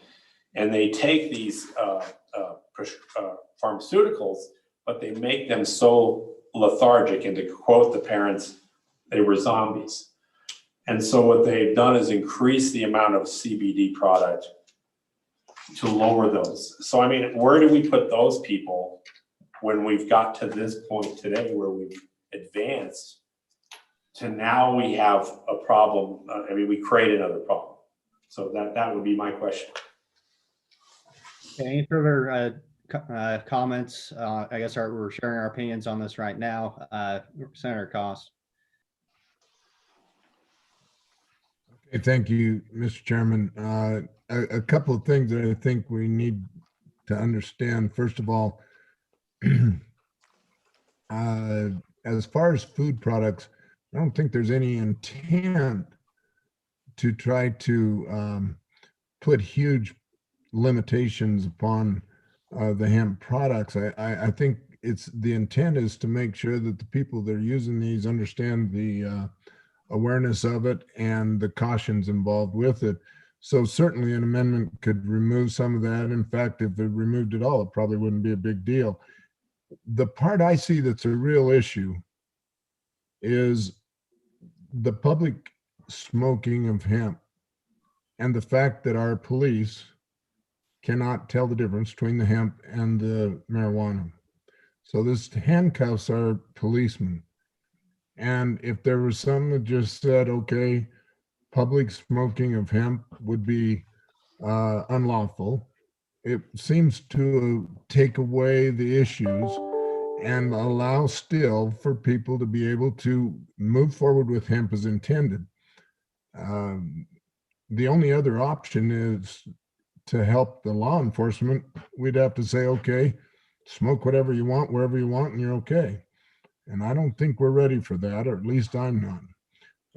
I would like to see something that helps our law enforcement be able to say, okay, we've got at least something to deal with this in the public.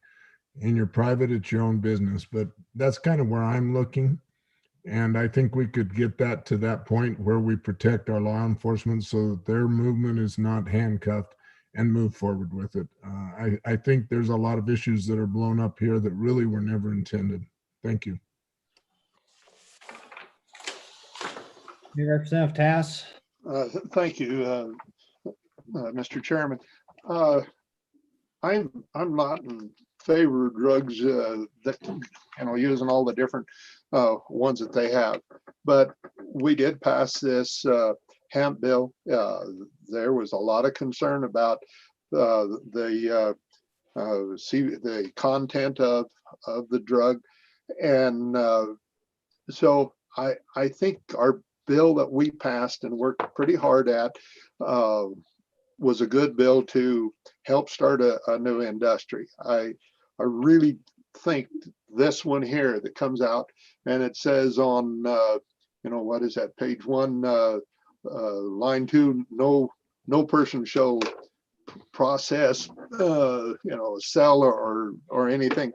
That literally kills all the work that we did in the last 2 years setting up this hemp industry. This bill goes way too far in limiting what can be done there. I think possibly at another time under another bill, if they wanted to come with and strengthen the smoking and what the law enforcement's concern is, I think that's a possibility. But this bill, I don't think you could amend it enough to do any good and still have our hemp industry go forward. This is being done all over the country, and I don't see that we ought to stop and kill that industry. There's like the senator was talking about there with his laser and be able to test it. I've been told that there's a Swedish test that uses a dipstick that can test it, and depending on what color it is pretty reliable. So I think that we should not kill our hemp industry with this bill. At another time, if you want to bring something forward that would stand alone and address the medicinal purposes and whatever, that might be possible another time when I'm not here. But I think we should not kill that industry. So I thank you very much. Okay, thank you, Representative Tass. I'll just point out that we're perfectly capable of amending this bill to make it so that you can't, smoke if you're under 21, or you can't smoke in public. That's certainly something we can do today. It's not that challenging. So, Representative Hunt. Thank you, Mr. Chairman. I guess just in a nutshell, I think that if the issue at hand here is that there have been incidences of folks smoking this, and that law enforcement is having trouble distinguishing what is and is not hemp and what is and is not marijuana, then in short, that can be summed up in a paragraph-long bill to say that you shall not smoke hemp. What we have here obviously goes far beyond that, and it really gets into the nitty-gritty of I think that far from reining in any confusion, this just expands it. And I mean, I can tell you right now, having spoken with a few folks over the last few days, there are currently establishments, bars, and so forth around the state, for example, who are legally, as they understand it, offering what Senator Bouchard showed us as little additives for mixed drink packets with CBD in it. And so I guess I don't want to, we've got a lot of testimony here, but if the issue at hand that brought this bill about is that kids are smoking hemp, God knows why you do that, then we need about a paragraph long bill that says it's illegal to smoke hemp. And then we can have that discussion down the road. But anyway, thank you, Mr. Chairman and committee, and I've said my piece. Okay, ladies and gentlemen, we do have to move on. So Senator Bouchard, very briefly. Yeah, thank you, Mr. Chairman. I just want to clarify, the reason people would take this and smoke it is because they actually take the CBDs in directly. So that you could have someone that has, for instance, migraines, where they just can't function. They're laying in bed for 3 days, and they've chosen to do this. And this would be a more direct way as opposed to this. I mean, I can see us possibly saying someone could not smoke under 21 years of age. Now, I want people to understand that this does not have THC. There isn't people flocking in to say, hey, I'm going to smoke hemp. I mean, this just isn't the problem. The cases that we've seen from the police must be far and few between, because I don't see it statewide. And I also want to clarify the testing. You can use a chemical test, and that test is not as accurate. It does actually change color. And then what Idaho is doing is then they take it to one of their state police that have a handheld, and they verify it there. From that point, the spectrometer is like 100%, but they'll send that to a state lab, and then they'll have 100%. They'll have 200% confirmations. So like I said, if Idaho can do it, why can't we do that? Why are we going to make a bill that we're going to prohibit something? And quite frankly, if we're going to do something on smoking, 21 years, maybe that belongs in another bill on the tobacco side. So, thank you. Hey, ladies and gentlemen, we're going to have to wrap this up. We'll have a 15, or let's do a 10-minute break. Then we have to, I think it's appropriate to hear from the public before we just, spout off all of our opinions. I think it's important to listen before we talk sometimes. So we'll take a 10-minute break. We'll come back. We'll start with our scheduled testimony with the Department of Agriculture, with the Powell Police Chief and the Wyoming Hemp Association. Then we'll proceed to the public comment. But first, let's take a 10-minute break, come back at 10:24, and we'll continue going.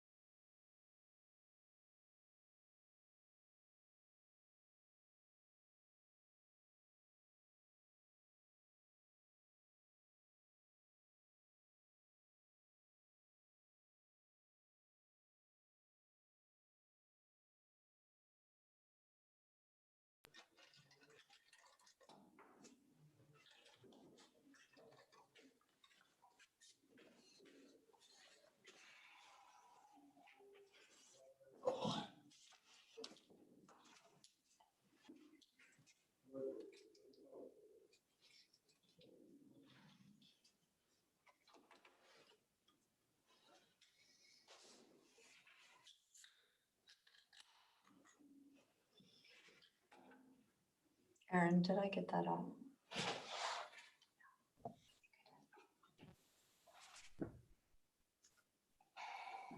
Okay, we'll go ahead and get started again. First of all, can everybody hear me? I had some issues with my headphones before. Can everybody hear me now? Okay, great. So we'll go ahead and go with agency comment on this hemp bill. Director Miyamoto, are you available?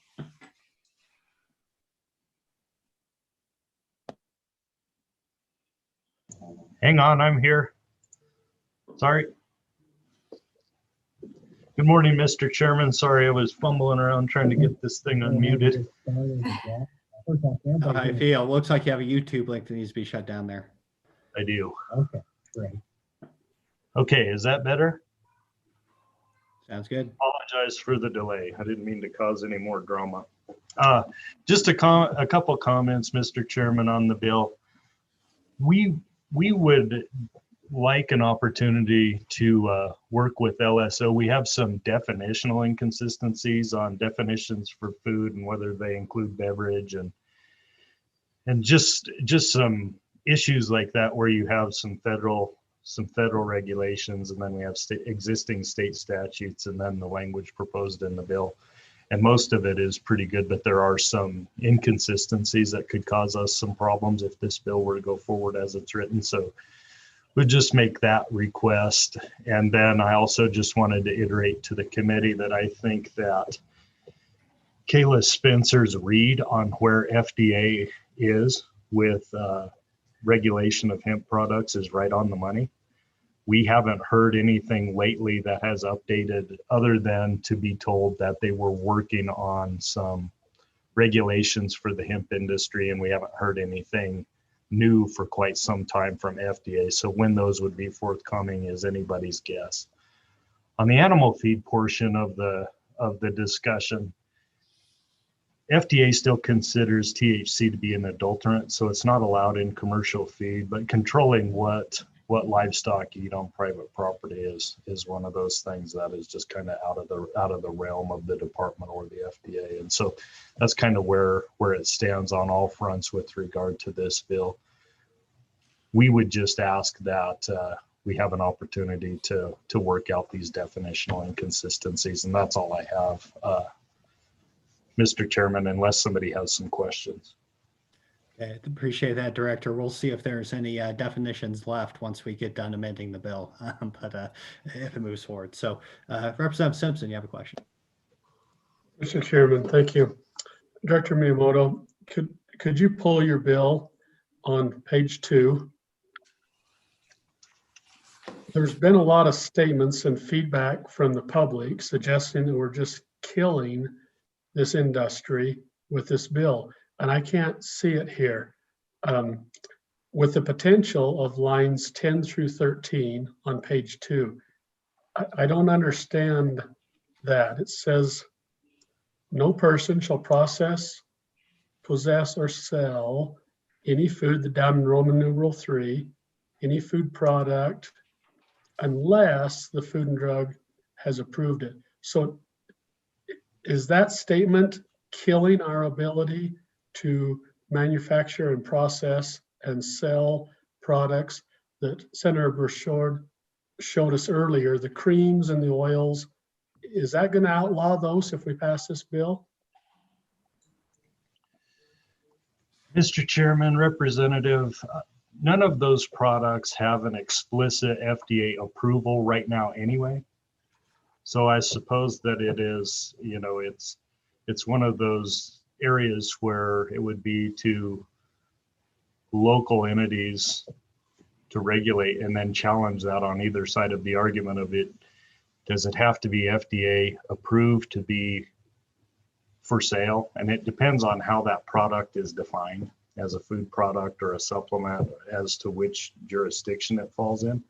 So hemp is just kind of in a class by itself right now, and there hasn't been heavy regulation on hemp products anyway.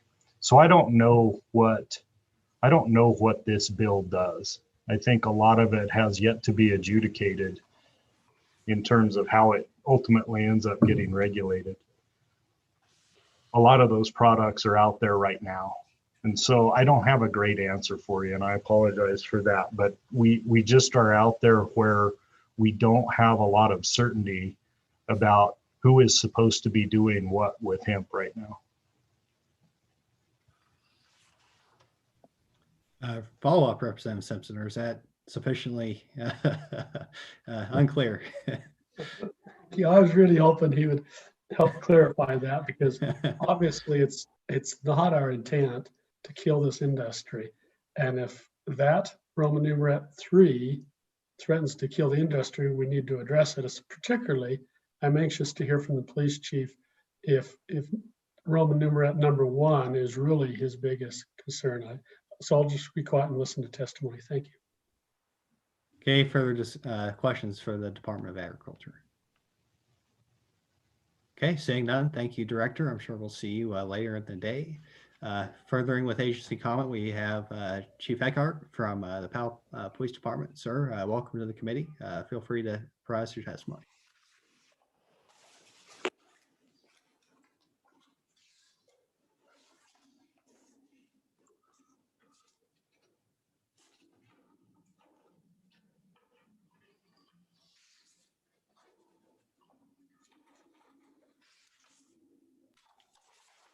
Okay, we can't hear you, Chief.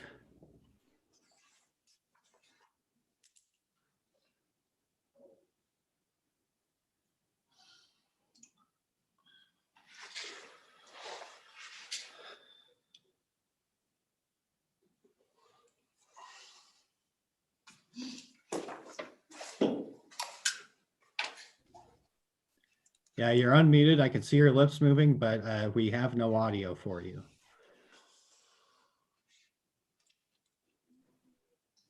Chief Eckert, sometimes you can mute through the screen as well as like spacebar will sort of double mute you. I don't know if you would have tried that feature.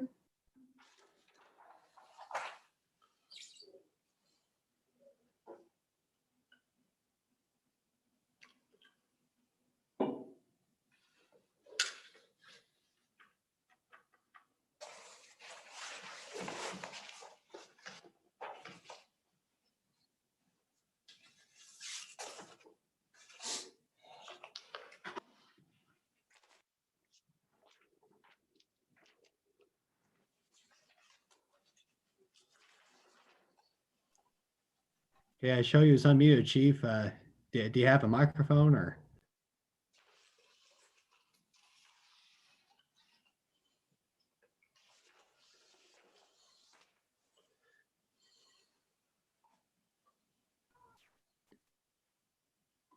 Well, sir, if it's okay, maybe we'll come back to you. Is that all right? Yeah, we'll just go on to the Wyoming Hemp Association next, and we'll circle back after that. I just point out,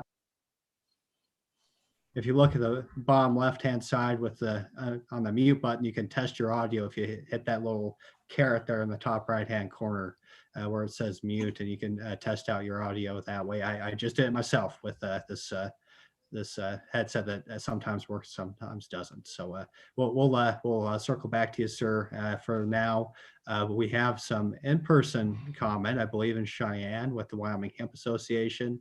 We also have Lisa Johnson, who represents the association as well. So maybe we can get her joining us remotely, get her in here, and we'll also go with the in-person testimony in Cheyenne.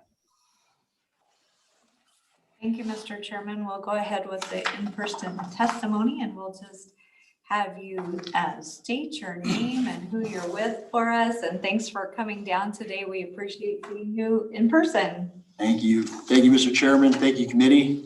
My name is Justin Leffler. I am the owner operator of Green Tree Ag, as well as the president of the Wyoming Hemp Association. I'm here today to give some comment on the bill that is being discussed here. I think it's really important that the committee also understands and utilizes this information to help draft their bill or make the amendments to the bill with the information that I'm going to present here today. The Wyoming Hemp Association right now, we have 17 members across the state. all agricultural producers and supporters in the business and also economic development within these communities. Our goal is education. We're here to mitigate risk. We're here to assist growers in input management, identify hybrids and varieties that will work in our state. But also along that educational piece is to work with local and state law enforcement. We have had several forums and several field days to come out and meet the community and come out and take a look at the crops that we are growing and what they're going to be utilized for. And frankly, it's been a challenge.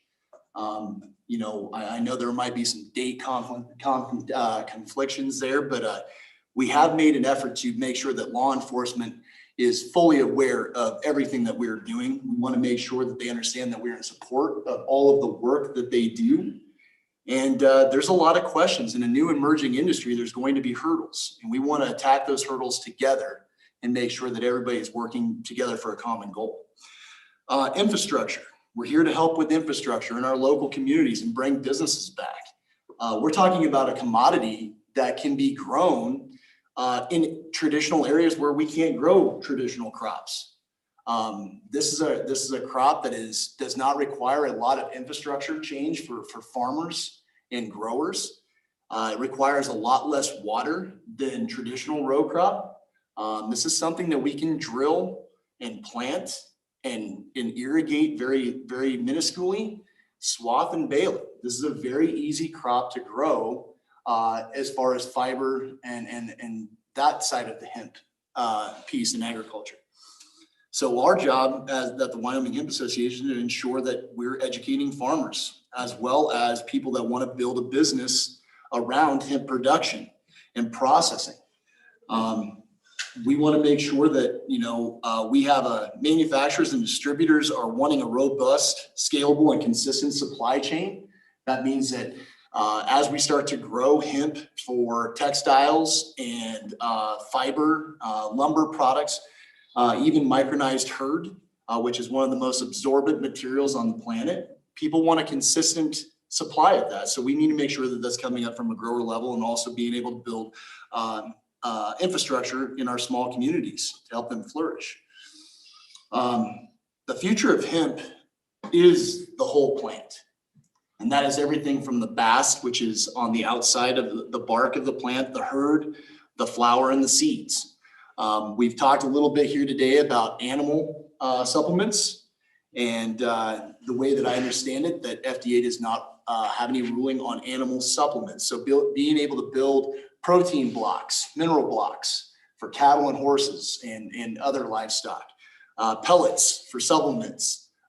We actually have a deal right now with Hubbard Feeds out of South Dakota that some of the fiber, the flour coming off the fiber crop this year in our grow in Torrington and Albin is going to be going up there for horse pellets.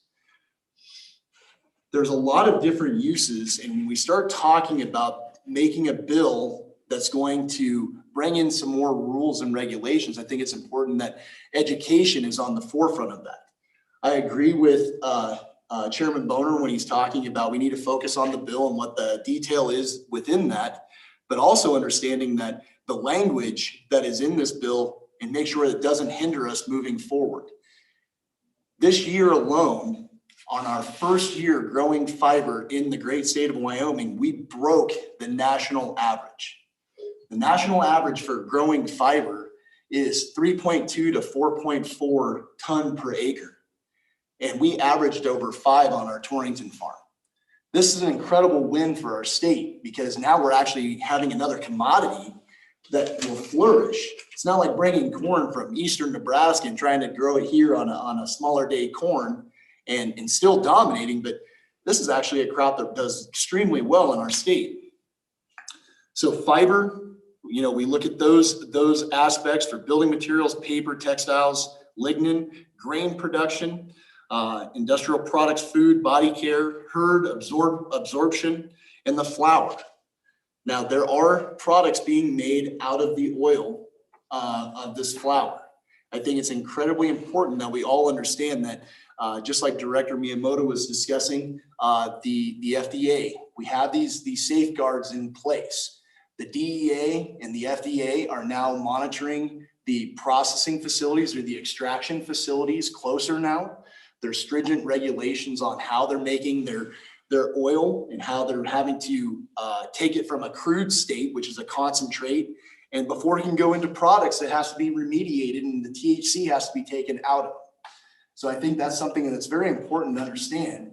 Along with that, we're an emerging industry, and several of the representatives and senators have said it already that we're on the forefront. We're not in the back seat.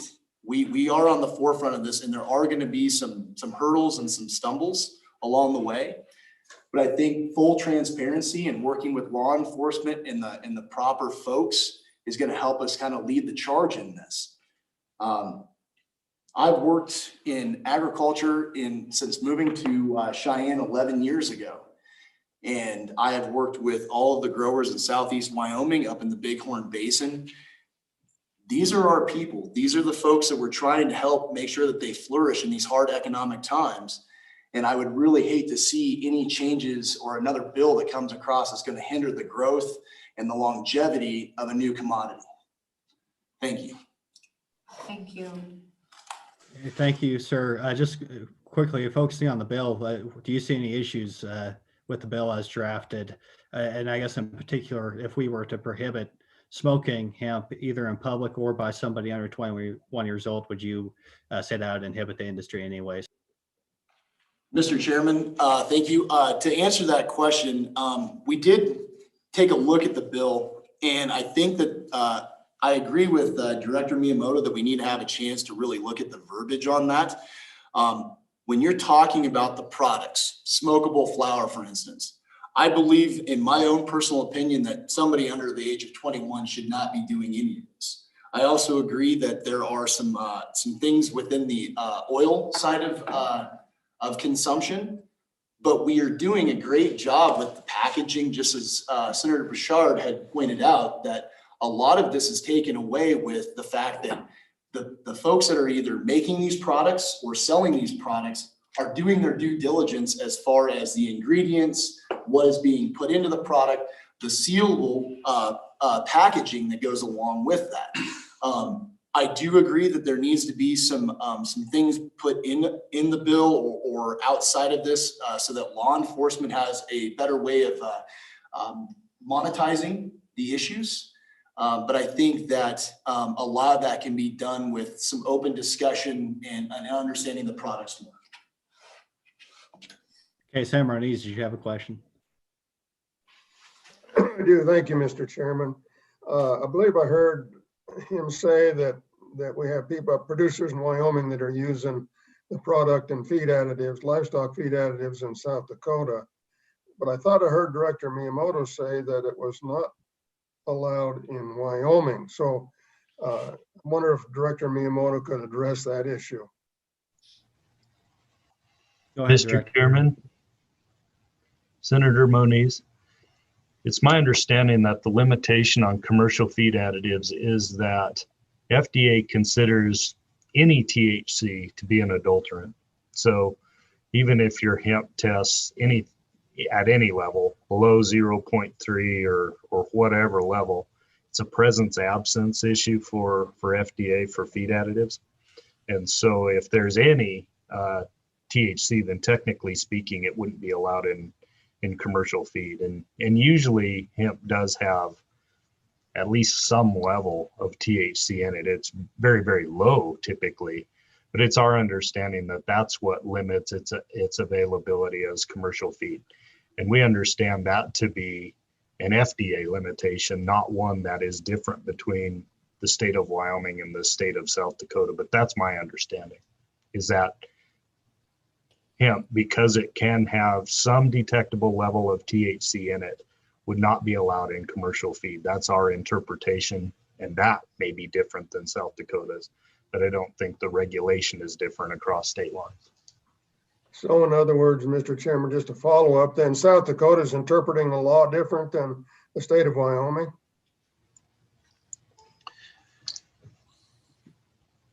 Mr. Chairman, that would be my assumption, but that's all it would be.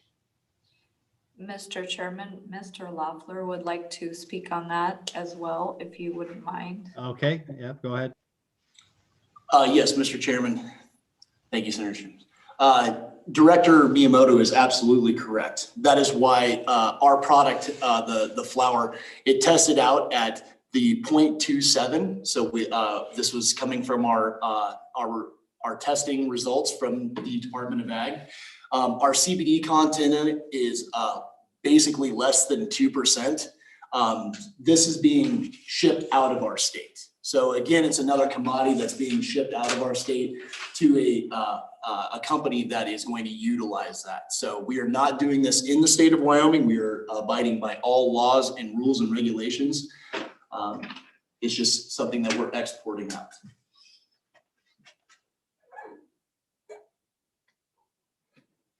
Okay, further questions, committee?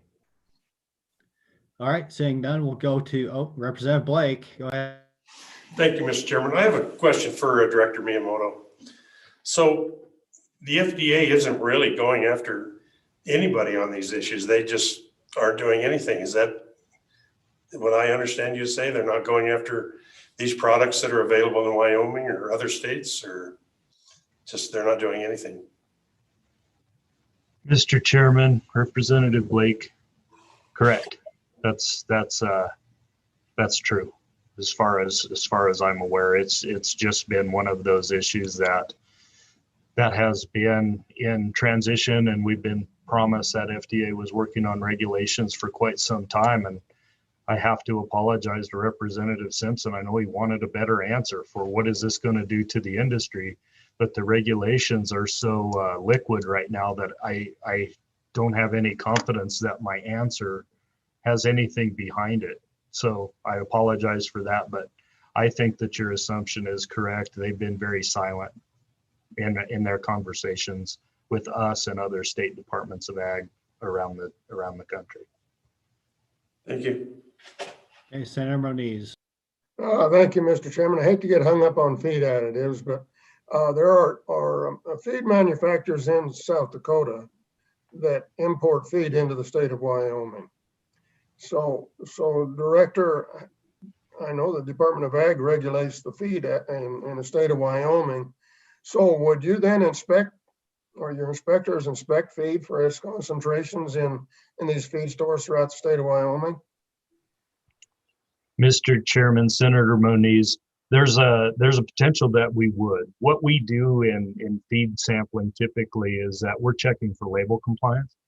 And so we would go to a feed store, as a for instance, and we would take a random sample from, say, a bag of dog food, and we would analyze that in our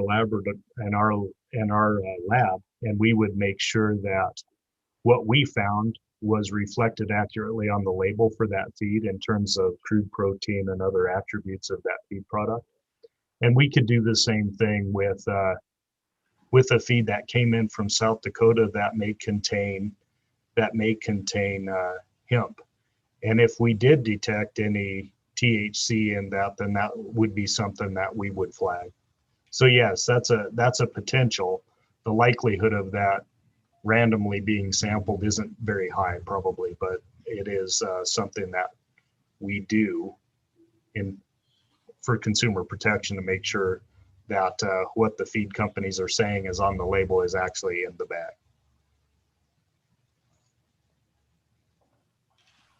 Well, thank you, Mr. Chairman. Just a quick follow-up. I did own a feed store for 15 years, and so my concern is what guaranteed is the producers in the state of Wyoming that they're feeding their livestock, and some of that feed coming out of South Dakota. We really have no guarantee that they're ever even going to know what's there. Mr. Chairman, Senator Moniz, that potential is always there.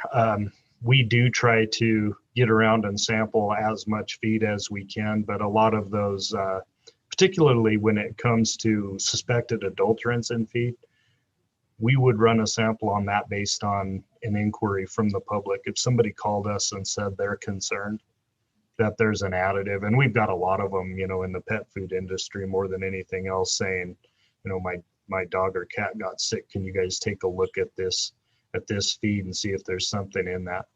That's typically how we would respond is through a complaint-based system. But we also do try to go out and test anything that's new in the store or new products generally. But this whole thing with hemp and THC concentrations is new. And would we as a default test animal feed for THC? Probably not. That's not on the list of metrics for our feed sampling right now. It's something that we would need to consider, but it's not currently the default. Okay, ladies and gentlemen, let's be cognizant of time. I know it's an interesting topic, but let's try to stay focused. Senator Bouchard, briefly. Thank you, Mr. Chairman. You know, I have a question for the director. I think he stated it, but I want to make sure we clarify it. I looked around. I don't see any. He said metric. Used the word metrics. I don't see any demand or push to put THCs in animal feed. Strictly, what I do see is CBD for inflammation of joints and things like that for animals. So, are we maybe? Back to what we're doing in the language of the bill, I mean, are we maybe moving in a direction where we're talking about and defining hemp, but we're not defining CBD in the animal feed by making prohibitions? Mr. Chairman, I'm not sure I understand the question. Could you repeat that for me, Senator? Yeah, Mr. Chairman, Director, do we see a metric where people are actually desiring to put THC? And I mean, I think kind of the bill defines hemp, but we're not specifically excluding THC with the language of this bill. We're excluding hemp and animal products. So I think it's too broad is what we're doing here. And I don't see a demand for THC in animal feed. Would you agree with that? Mr. Chairman, I understand, Senator. No, I don't think that there's demand to add THC intentionally to animal feed. It's more just a byproduct of hemp additives being put in the feed that you get some residual THC. And technically speaking, the only statement FDA has made about that is that THC is an adulterant and is not allowed in pet food or in any animal feed. So I don't think that there's a demand for THC being put in feed intentionally. It's more just a residual that comes along with other additives going into the feed. No demand though. Okay, committee, we're gonna move on. It looks like we have Lisa Johnson, also with the Hemp Association. So Lisa, welcome to the Ag Committee. Feel free to provide any additional testimony that hasn't already been covered. Thank you, Mr. Chairman. I think some of the topics I was going to mention in the bill have been suggested. And so I just wanted to emphasize that I think the association does recognize that there are some health and safety concerns. And as long as we can help offer some solutions that don't inhibit the ability of the industry for processing and manufacturing, that's our chief concern. And so just to point out a couple of places that may not have been mentioned. On page 2 of the bill, and it's in line 2 where it's talking about no person shall process, possess, or sell. That word process really jumped out at us. And I know that this part is talking about really the smoking of the hemp flower. And as I believe that you asked that question earlier, do we oppose prohibition of that? And I believe the answer is no on that. And then the discussion that we just heard about the hemp being used in animal products, I believe that it could also be some protein in other parts of the hemp plant that would be beneficial and not specifically THC or CBD. And then finally, on page 7, when it's talking about those definitions of the dietary supplements, and also it's like page 7, line 2, it's talking about any product that is manufactured, produced, distributed, or imported. And one of the reasons where that could be a concern is we have facilities in our state that are importing hemp plants to be processed and cleaned, and they may not, they're providing a service. And so, you know, we welcome the committee's thoughts on how to maybe streamline and tighten up this bill so that it does specifically address the health and safety concerns and not inhibit the ability to grow the processing and manufacturing industry in the state. And I'd be happy to answer any questions. Any questions, committee? Okay, thank you very much. I appreciate the testimony. Looks like we have Chief Haggart again. Potentially, you want to try again, sir? Can you hear me now? Yes, we can. Thank you. Excellent. Thank you for the patience as we work through this, Mr. Chairman and committee. Appreciate the opportunity to speak. And I realize that it's gone long this morning, so I will try and keep my portion short. I have found the conversation very intriguing and kind of reiterates a huge issue we're facing, is it's all about language. What is what, and what does what mean when we're talking cannabis, when we're talking hemp, when we're talking marijuana, when we're talking CBD. It's all coming to a catalyst to deal with this. I also appreciated Senator Bouchard and some of the items that he showed. I can tell you that that is not what I see in my community.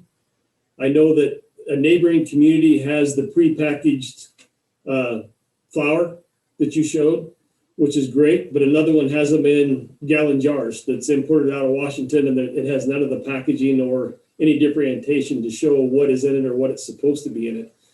There's a definite lack of control in the mechanism process as to what we're dealing with. So when we have somebody in our community with raw bud or flour that has been purchased and it's in a Ziploc bag, we have no means of telling whether that's marijuana or hemp.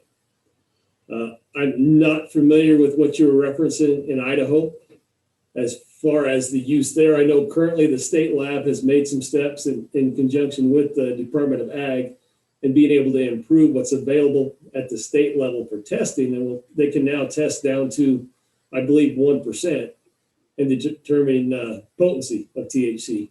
However, that doesn't help me in the field. It also takes a sizable quantity, from what I understand, for them to be able to test, being 7 to 10 grams, to be able to go through a state process, test that hemp. Should it test for high enough THC above the 0.3, then they have to have enough on hand to keep for the defense. It goes into a whole court system process. So if we submit 10 grams of hemp / marijuana because it's unknown that we take from somebody in the field, send that to the state lab, they process it, that's no longer a usable product. So somebody has walked into my local store that sells that out of a gallon jar and paid $10 a gram for that hemp. I've taken $100 worth of that product, send it to the state lab, and they destroy it and say, yep, it's hemp. Now what? Where are we when it comes to dealing with that? We don't have a field expedient means to test that product in the field. Hemp does smell like marijuana. Marijuana does smell like hemp. It looks like it when you're dealing with the flower in the field. It's presenting challenges for us in there. And that was the goal of the bill. I believe as the chairman stated earlier, we were all told in Cheyenne that, nobody smokes hemp. This won't be a problem down the road. Well, it is, and they do. It kind of is opening some doors. I appreciate the discussion on the child seizures, but same conversation I've had with community members here, that's available in a pill form. They don't have to smoke bud. They don't have to have the flower. The CBD component has been approved by the FDA. It's available in a pill form. It can be given to those children with success. As far as the food side of this conversation, that was added in there just solely because it was a direction other states had gone when they were addressing the hemp issues. Again, the labeling is fantastic if you have it. a lot of the product that's being imported in our area does not have that FDA label. It doesn't have the language as to the health claims. And there's nothing at this point requiring it as far as the state. FDA rules, guidelines are out there, but they're not here enforcing those. So for me, the food side, is that a hill to die on? No. We're dealing with the bud in the field. However, from a prevention perspective on the other side of things, I do think we have some responsibility out there with regards to CBD cures everything from warts to cancer. Also, the food part was intended to address the retail. It was not to keep somebody from adding CBD to their protein shake at home. The thought process at the time was somebody selling that protein shake in the storefront that cures cancer was the attempt.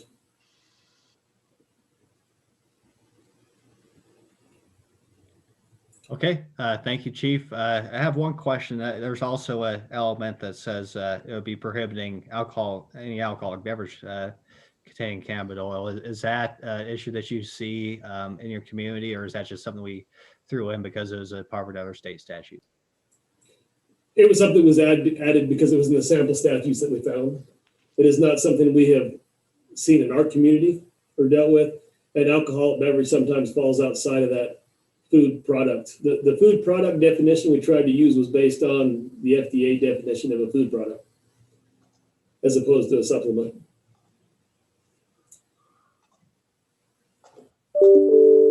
Hey, any questions, committee?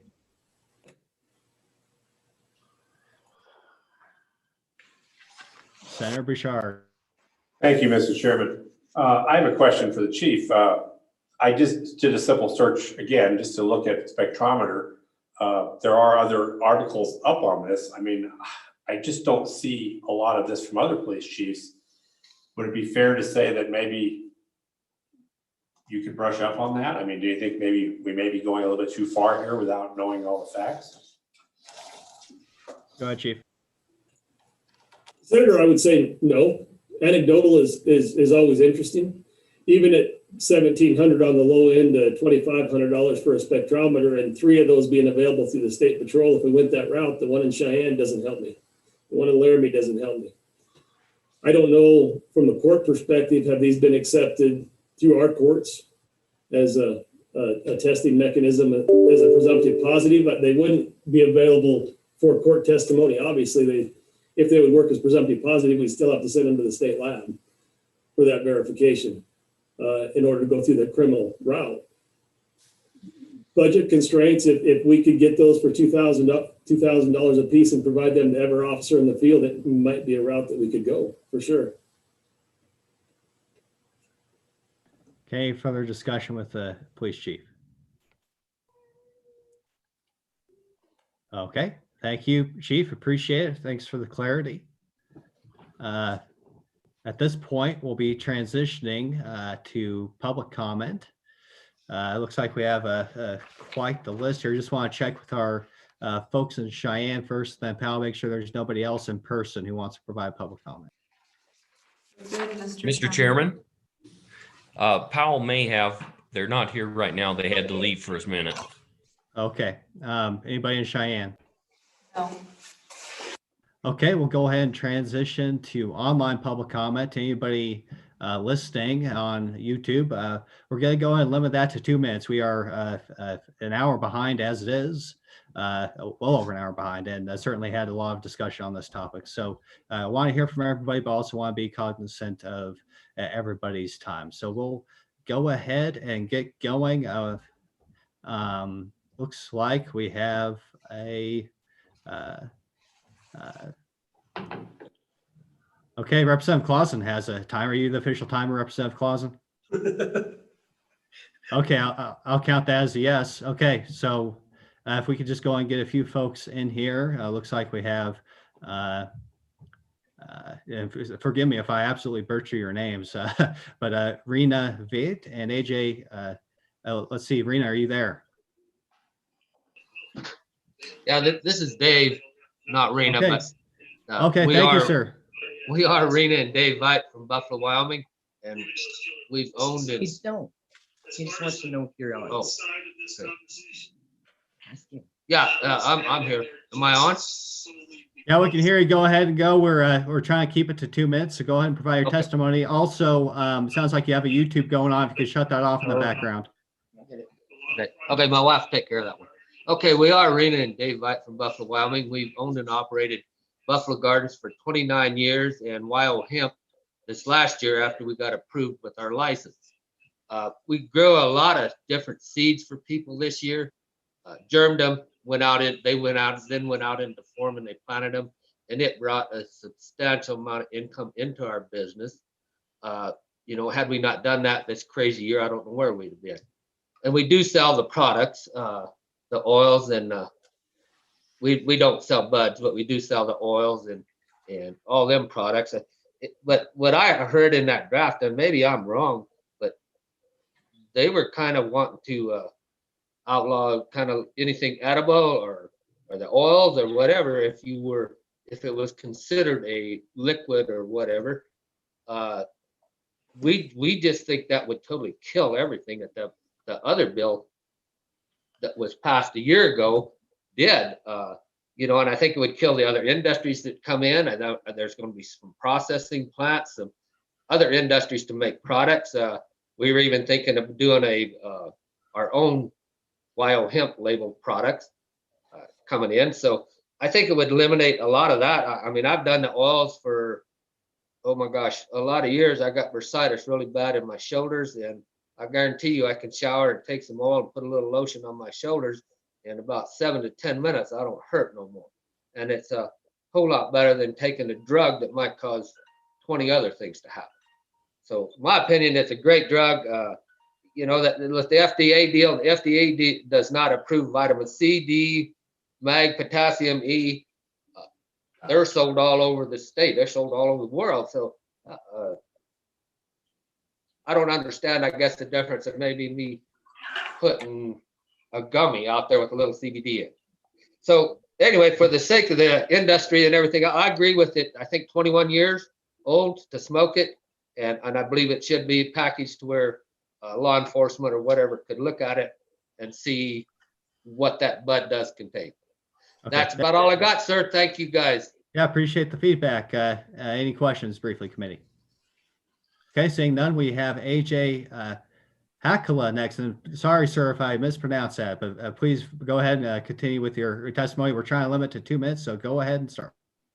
Perfect. I'm going to try not beat the dead horse here, but thank you, Chairman. Thank you, committee, for taking my input. Again, you did perfectly on my last name, so I appreciate that. I am the owner and operator of Body Armor Products in Glen Rock. I'm also a biochemist, and my father and I are a two-man team. He's a compounding pharmacist, and we are formulators of cannabinoid-based products. We have industry-leading technology that have been used as a forefront in the entire country and internationally. We're also researchers and suppliers of a wellspring of knowledge in the industry. We actually moved our lab and consolidated it in Wyoming after House Bill 171 passed. So thank you very much for that. Where we were able to be in one location, being in Glen Rock. We are also currently working on it. We actually formulate all of our products here, all cannabinoid-based products. And we are currently submitting our paperwork to the FDA to become a CGMP certified facility, although we are currently within the guidelines of GMP facility in Glen Rock. I've been part of the Wyoming Homestead Hemp Corp that we're working on putting an extraction facility and hemp grow near Douglas. And we think this is fantastic for Converse County and steps going forward and just leaps and bounds becoming a vertically integrated facility, which is very, very unheard of. Body Armor Products, we started as a national brand, but we're now international. This year, we're moving into Korea, Switzerland, Japan, Malaysia, Sweden, Italy, Spain. Next year with our CGMP, we're hoping to be in the UK and Canada. So we are full steam ahead. We love our ability to process hemp here and produce our products. That being said, again, I'm going to try and not beat the dead horse. Thank you, Representative Clausen, for the time because I tend to ramble. My wife made me make a bulleted list. So obviously we oppose any legislation to diminish steps covered by House Bill 171, which we all worked very, very hard for. While we understand the concerns both by Chief Eckert and some of the other committee members about smokable flower, we do believe, and I've brought as well as Senator Bouchard, I've brought some of our products. This is a chewable tablet, which has its quality control stamp on the bottom in a sealed container. Now, all 60 of our SKUs that come out of our lab all have that. It's already regulated and necessitated in states like Georgia, Florida, to have both a QR code and associated paper trail of lab work to guarantee what's in that bottle is actually what's coming out of my lab. Now that also applies to concentrates and extracts, as well as different distillates. We're well beyond CBD now. It's not just CBD. We've got CBG, CBN, CBC, all these other extracts that we're on the forefront and riding the wave of this industry here. Being professional scientists with over 60 years of experience in formulation, obviously is alongside of everybody else that's mentioned on page 2, part 3 about food products. By definition of this working draft, that encompasses 100% of what comes out of our lab. And that's what's concerning to us. What's labeled, what's regulated, there seems to be a lot of double talk. And to address a previous comment about food products and what's been approved by the FDA, the FDA hasn't approved any CBD therapy besides Epidiolex, which is of course used to treat certain types of seizures. And so, I think I see the premise, and I really want to be a part of this conversation going forward. But I think that as written, I think there's a lot of work to be done. And again, I would be really happy to entertain any questions on the topic or anything that I've said. Yeah, appreciate it. And yeah, appreciate the perspective. It's always good to hear from a constituent as always. And yeah, appreciate that. And I think what we're leaning towards is something that's going to help out law enforcement along the lines of, it seems like there's a hole in the law where you can't smoke a cigarette if you're younger than 21, but you can apparently smoke hemp. And then it sounds like we might be able to do some good with some packaging requirements as you discussed. So that's very interesting, the standard that you have for your business. So thank you for that. Any questions, committee? Representative Blake. Thank you, Mr. Chairman. I'll just go AJ. Perfect. If this bill passed the way it's written, I think it's going to get amended if it passes at all. What would it do to your company? And how much have you invested here in Wyoming? And briefly. Yeah, thank you so much for that question. It's a great question. Effectively, this bill would make me shut down my business. Body Armor Products would dissolve as a Wyoming LLC, and we'd have to move to a more hemp-friendly state like Arizona. That's the last thing I want to do, being a Wyoming native and my family being a Wyoming homestead family, would have to be to move the state that I love. Thank you. Okay, seeing no further questions. Next up, we have Cece Tolan and Dana Bonander. Once again, apologies if I butchered that name, but you're up next.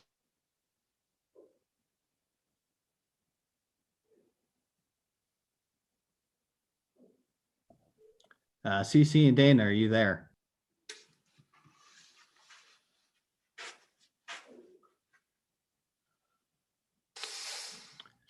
Okay, go once, going twice. Oh, you there? Oh, there you are. Okay, hello.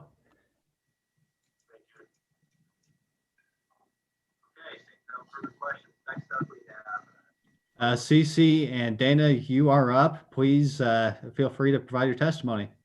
Hi there. Can you hear us? We sure can. Welcome to the Ag Committee. We're trying to limit our, we have lots of interest, so if you limit your comments to 2 minutes, that would be greatly appreciated. Absolutely. Thank you. Yeah, we are based in Casper. We are a retail store. All of our CBD products actually come from AJ. So that's our big selling point, is that we sell Wyoming made products, which are 20 miles away. So that's something we definitely push. This bill, as AJ said, don't want to reiterate, but it would completely kill our business. We have other items, but a lot of companies and people come to us because of the products we sell, and they are from Wyoming. How that bill states, it says that it's FDA approved. Well, CBD and hemp is not FDA approved. So on page 2, that entire number 3 would kill any and everything, because it states that it's FDA approved and we're not FDA approved. So that's very contradicting number that's in there. So I would suggest for anything, you need to look at that. We also, AJ's talked about some of the products. We do have something that is an elixir, and it's a drink and food additive product. So if you were to word this bill and say we could not put in alcoholic beverages or food, we would lose that entire product. We sell it to local businesses. So not only do you affect AJ's business, you affect our business, and then you in turn affect other businesses that buy from us. Also, a big thing with the oil and gas, this industry is something that we can completely rely on. You guys worked really hard for 2 years. We waited and waited, and it finally came through. If we were to just go back to ground zero, we would lose out a lot. AJ would lose a lot. We personally would have our livelihood be affected. So I don't know why we are taking 2 steps forward and 8 steps backwards when something's already been worked on. Okay, thank you very much. We're trying to be time effective. No, So. that's 2 minutes exactly. That's impressive as a politician. That's really impressive. You hit it right on the head. So, I'm sorry, sir. Do you have anything to add? I suppose you should have your own 2 minutes. No. I think she covered everything. You know, I just look for our economic stability, and with oil and gas kind of floundering a little bit, and we're kind of going, where do we see each other as a future of Wyoming, and with taxes, with different components of our community. We have a new additive into our economic portfolio with hemp. And instead of trying to curtail it, maybe finding, yes, looking at different ways to make sure there aren't illegal issues.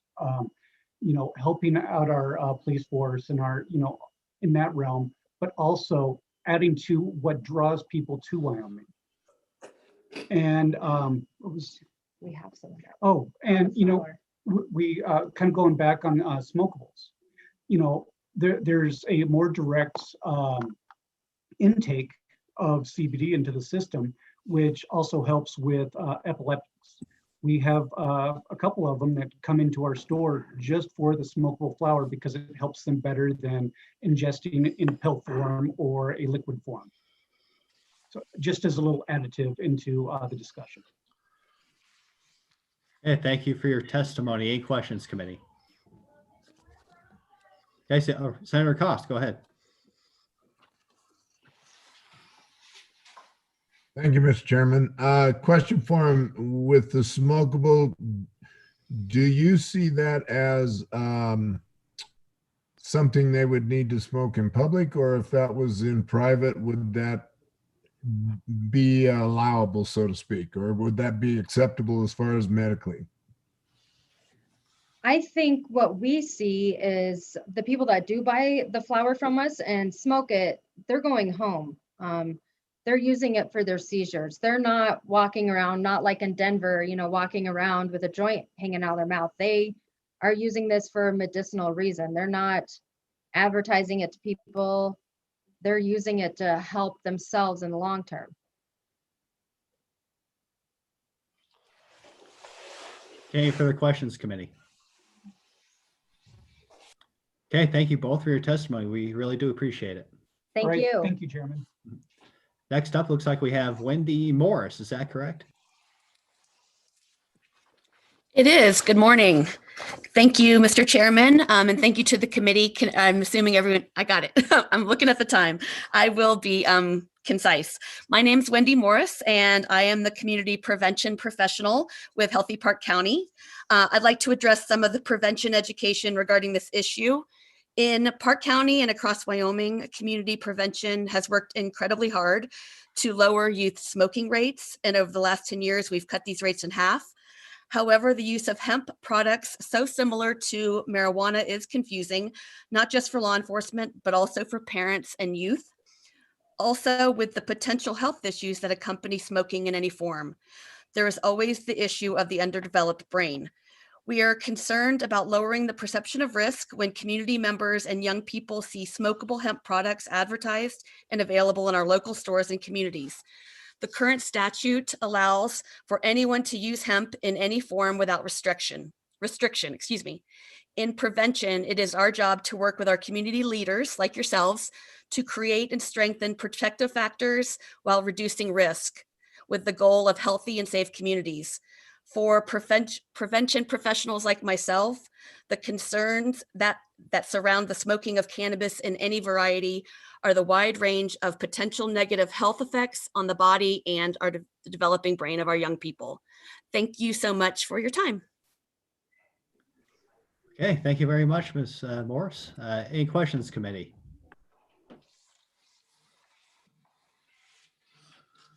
Okay, certainly appreciate it. And even better, you did less than 2 minutes, so congratulations. Okay, next up we have Laura DeMattias. And once again, sorry if I butcher your name. Feel free to go ahead and provide your testimony, ma'am. Try and limit to 2 minutes. So welcome to the committee. Look forward to hear what you have to say.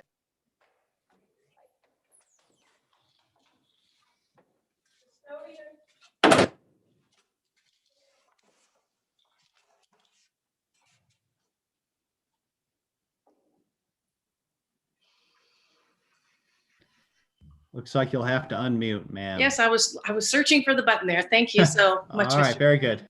Committee members. I'll try to get this done in 2 minutes. One of my main focuses on this testimony I'd like to give you today is I would just like to ask you not to move forward with this bill as it's written. There's a lot of money, as you've seen, a lot of money and investment and time that people have put into in the last couple of years trying to get this hemp going. I also have a retail outlet that I sell hemp with, and a lot of my clients use it as well. And the hemp industry is projected to be a $23 billion industry by 2023. And I would hate to see Wyoming completely lose out on that by restricting the use of it and the consumption of it. I mean, to put a bill in place where you can grow it, but then you can't process it and then resell it to your community for consumption really doesn't make any sense. And I think we're looking at a possibility of a good economic viable industry that could be developed in Wyoming. So I'd like to really hone in on that, but also from my perspective, the most important is the medical benefits. Personally, I've seen several people get off of opiate addiction and overcome that addiction through the use of CBD oils. It's great for all kinds of health issues with insomnia, depression, anxiety, even for PTSD, which is one of the big issues that I would hate to see, that if our veterans and our first responders or anyone who suffers from PTSD would not be able to consume these products for their own good and to help with their symptoms. I think it would be a shame if we limited that. And I think that the main issue that this bill is trying to address is the issue that the law enforcement has in the field with identifying the hemp. And I do think that it would be a great use of our time and resources to investigate a way to make that happen. I'd like to refer you to a letter that Dr. Garrett Lindeman, I think he provided to each and every one of the members of this committee. There is a way to develop a device that's handheld that could be used in the field, real-time resources that have could help our law enforcement identify immediately what was hemp and what is illegal marijuana at this point in time. So I can't understand why, as a state, we would take away the medical rights to choose from Wyoming citizens, because it actually runs contradictory to our own state constitution and to federal law, quite frankly. And at a time and a political climate that we have in our country right now, looking for our representatives and our lawmakers to protect our rights and our freedoms, I would ask you to please be those people that allow us and protect our freedoms to make the choices that we want and not to overregulate our daily lives, because the hemp industry in and of itself and the benefits to our citizens, I think, far outweigh the problems that we're seeing with it and the issues that we're looking and concerns that people are having moving forward with it. So I'd like to see a focus on a resolution to the one problem rather than throwing out an entire industry that has a huge economic potential for the state and for individual business owners. Okay, thank you, ma'am. Any questions? Thank you. Okay, seeing none, thanks for your testimony. Next up, we have Kate Falco, it looks like. You're up next, ma'am. Hi, and thank you, Mr. Chairman and members of the committee, for the opportunity to speak today. My name is Kate Falco, and I'm a citizen of Laramie pursuing a doctoral degree in substance use. I'm in opposition of this bill as it doesn't appear to be rooted in evidence or anything other than general fear. It's reasonable for lawmakers to ask questions, but those questions should come before an attempt to push forward a bill during a pandemic that's surging in our state. Additionally, individuals other than law enforcement should be embedded in these discussions from the very beginning. So moving to tighten restrictions on hemp products, without evidence of its harm other than anecdotal evidence, or that restrictions would somehow benefit the citizens, is crossing a line in a state that values individual freedom. Some question of the cost of testing hemp products comes up, which is very valid considering the state's current economic situation, but consider the cost of law enforcement penalizing and then processing an individual for possession of smokable hemp. There will be a cost to the state for penalizing citizens, but we also must remember that this cost is also on the individual, particularly when simply people are trying to cope or just find relief. So penalties for possession can prevent individuals from accessing employment or seeking education, something that Wyoming citizens struggle with without being subject to punitive laws.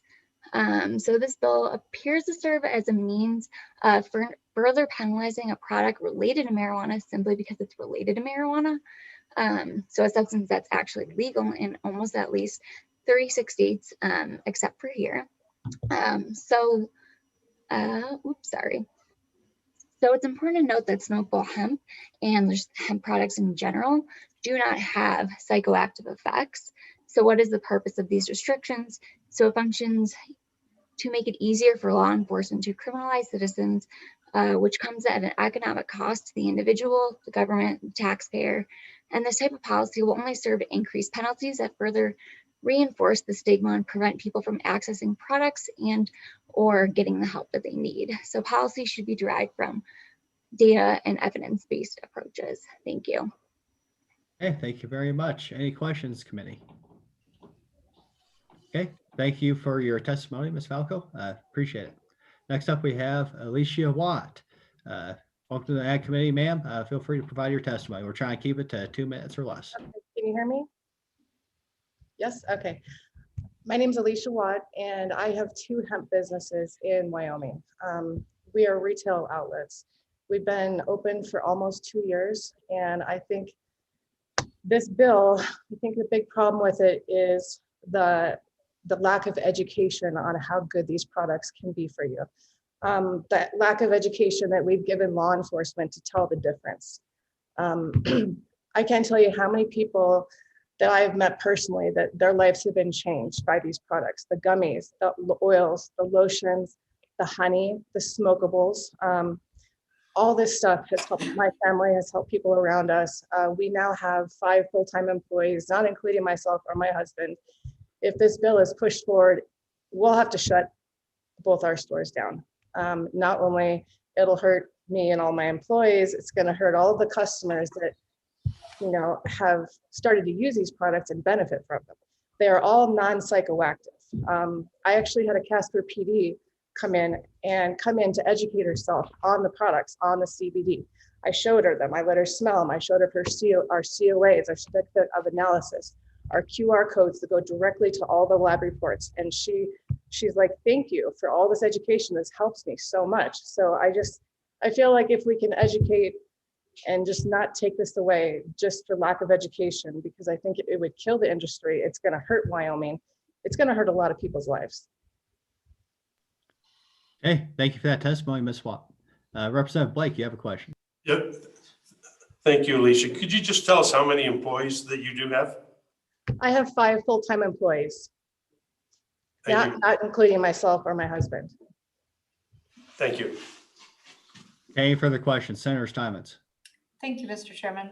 Not to belabor the point, but I think what we were really trying to do with this bill was to get at a specific problem that we somehow the bill got broadened. But would you have a problem with people over, say, the age of 18 or 21 being regulated from smoking the buds? But would that hurt you, or could we try to find a compromise with law enforcement and with all of the other great businesses that hemp has provided in our state? Thank you, Mr. Chairman. Okay, go ahead. That question was for you, Alicia. Was for me? Oh, okay, I wasn't sure.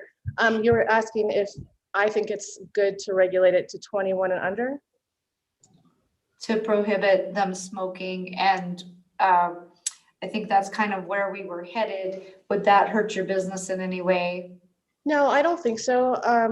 You know, I don't think anyone, I mean, first, I believe in when you're 18 and you can serve in the military and give your life, I believe you should have every right.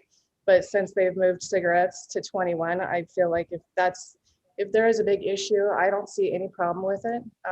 We have a lot of older clientele. It's not like we have young little people coming in and wanting it. It's for medicinal purposes. It's not to look cool. It's for medical conditions. Thank you. Okay, any further questions, committee? All right, thanks for your testimony, Ms. Watt. Appreciate it. Next up, we have Chris Christensen. Good morning, committee. Thank you for inviting us all to this, and I'll try to keep it short. First, let me say that I have not read the bill, but then I will tell you that I am the person responsible for having started a petition to legalize cannabis in Wyoming 5 years ago. So Ms. Steinmetz, I'm totally opposed to your point of view. I think previously, Laura talked about the health benefits of hemp and the concerns about the health negative benefit or detriments.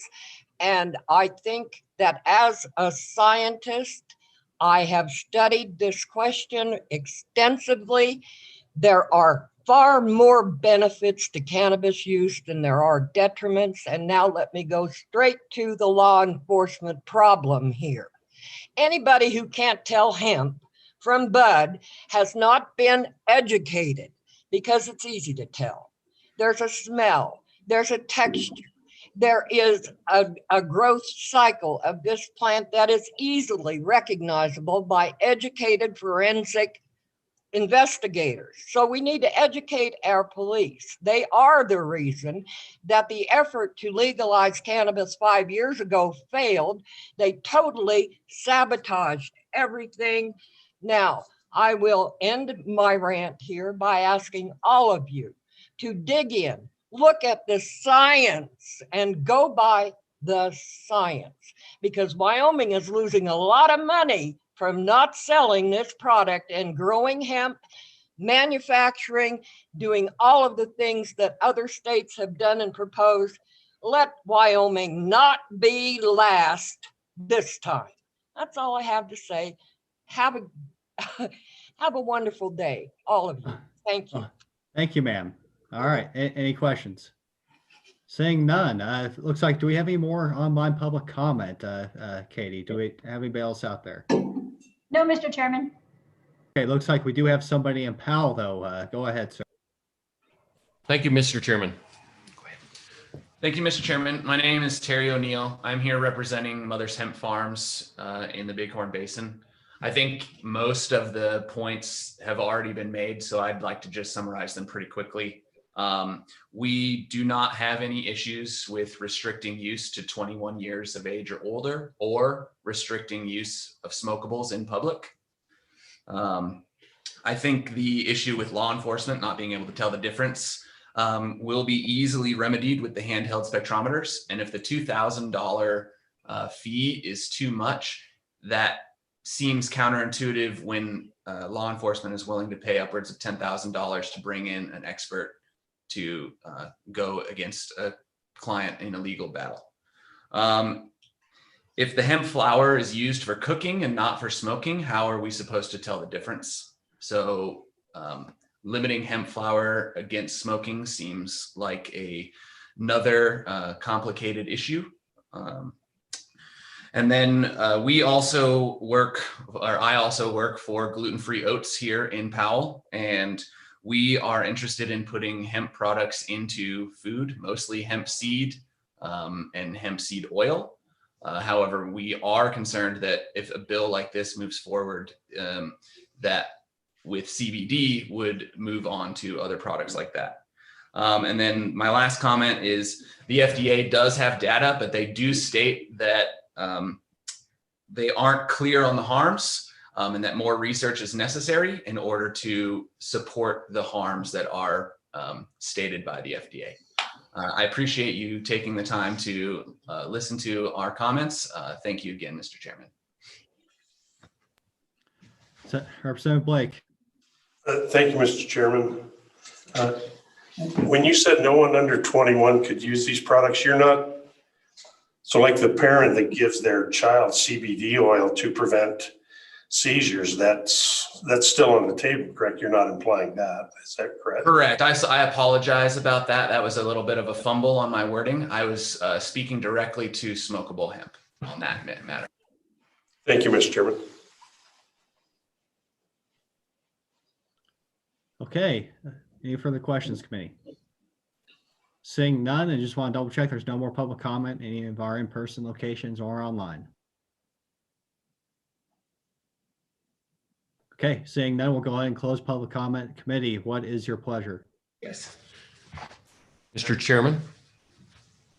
Go ahead. Representative Larson here. I'd like to table this bill indefinitely and bring up the smoking issue of limiting under 21 have somebody else bring that bill. That's my motion. I'll second that motion. Okay, moving second to, I guess, not sponsor the bill. Obviously, we don't have the power to table anything indefinitely as a committee, but any discussion? And I'd like to go to Senator Cost. It seems like we have in my mind, a pretty clear path forward, whether we try to get there today or not, with a sort of making sure that nobody under 21 can smoke hemp, as well as perhaps not publicly. So just wondering what Senator Cost is thinking. I mean, it wouldn't be that terribly challenging to amend the bill before us. So just wondering what your thoughts are, Senator Cost. Thank you, Mr. Chairman. To be perfectly honest, my thought would be to remove any reference to food throughout the bill, eliminating all of those parts, and simply saying a person who knowingly or intentionally smokes in public shall be guilty of a misdemeanor punishable by first offense $50, second offense $100, third and subsequent offenses $500, and no child under 21 should be able to purchase the smokable hemp. And that would be the amendment that I would suggest, and remove everything else to simplify the bill and at least help our police. My biggest concern right now is how do we take the handcuffs off of our police so that they at least have something for those incidences where this may come about. I think also for the safety of our kids, saying that they shouldn't have smokable is good. With Montana, Colorado, and South Dakota, all three recreational as well, you know what's going to happen. You can read it on the wall. So something like this would just help that as well. And that would be my suggestion, Mr. Chairman. Okay, committee. Yeah, it sounds like we have a desire, at least among some members of the committee, to actually work the bill, discuss it instead of just walking away from it right now. So any further discussion, the motion is just to stop the conversation right now. Okay, this will be a simple yes or no vote then. This is a motion to table. All those in favor of tabling the bill, raise your hand. Pal has two. I moved the camera.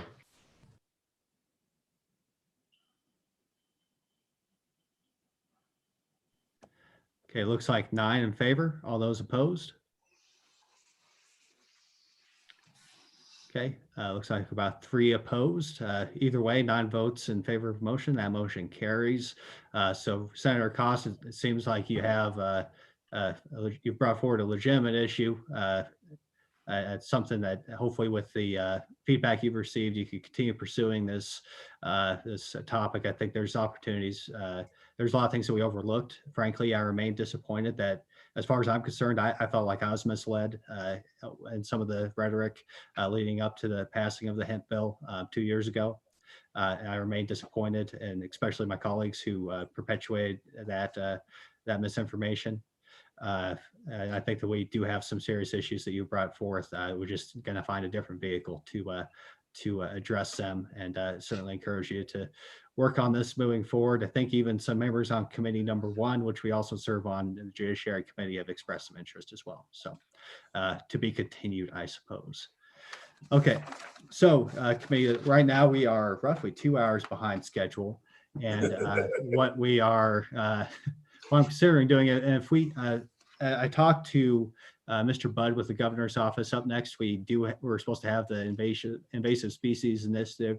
What I'm considering doing is moving on to the animal abuse statutes since Mr. Budd said that he could testify after lunch there. And so I'm just wondering if we have anybody on the line.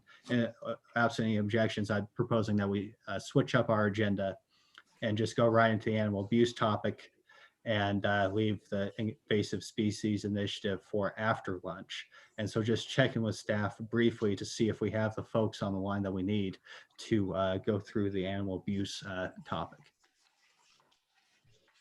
Mr. Chairman, it looks like we've received a request from Ms. Castaneda, I believe City Councilman Case, to comment on that, on the animal abuse statutes bill draft. I'm not seeing them in the waiting room, but I was going to send a quick email to see if they would like to appear.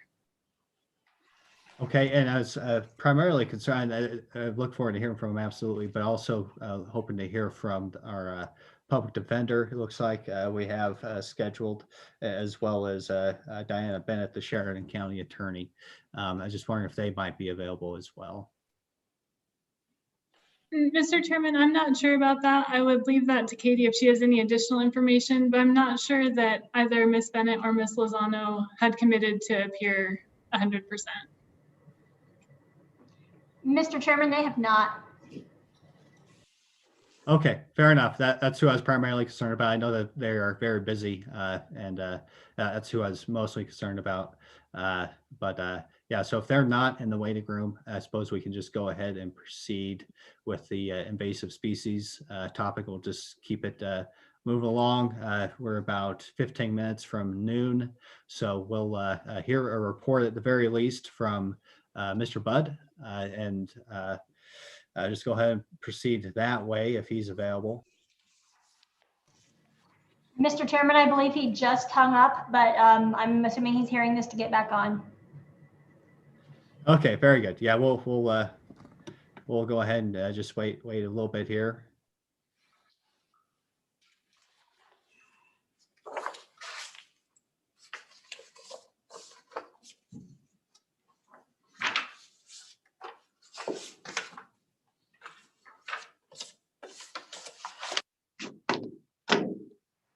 All right, there he is. So as many of you know, the governor has had an ongoing initiative for the past 2 years or so with invasive species, obviously a perennial issue, pardon the pun, in the state of Wyoming. And so we have Joe Budd from the governor's office. We have Slade Franklin from the Wheatland Pest Council. gentlemen, we'll be looking for some discussion on the results of this initiative, which has been worked on from a lot of people. A lot of hard work went in. I look forward to hearing your presentation on this report, which we should all have in front of us. So, Mr. Budd, go ahead, take it away. Thank you, Mr. Chairman, and apologize for another plant-based topic. I know the committee has been discussing it. It's what we do on this committee, apparently. But yeah, hopefully you guys all have a copy of the report. We left some of the hard copies over at LSO, and we have additional hard copies here. But the final report was released in late October with all the recommendations, and I actually had the opportunity to sit on a panel with the governor and Senator Boner at the Wheatland Pest Conference, and began discussing some of the recommendations in that report. Really, I guess to remain brief here, I would point everyone on the committee to the Chapter 3, which is the bulk of the recommendations, or at least a summarized version of all the recommendations at the beginning of Chapter 3, which really is intended to show the large amount of just the intertwined nature of invasive species management and all the recommendations that come out of this committee, the governor's committee. But the other piece of this is that each one of the governor's questions has a discussion section in Chapter 2. Chapter 1, as I've explained before, is entirely devoted to the importance of acting now, staying in front of this as much as we can compared to some of our neighboring states. But really, there's recommendations kind of scattered throughout that are not as succinct as those recommendations in Chapter 3. Also, as previously mentioned at this committee, some of these recommendations are, I don't necessarily want to say controversial, but they're not always comfortable topics. Funding being a very good example of that.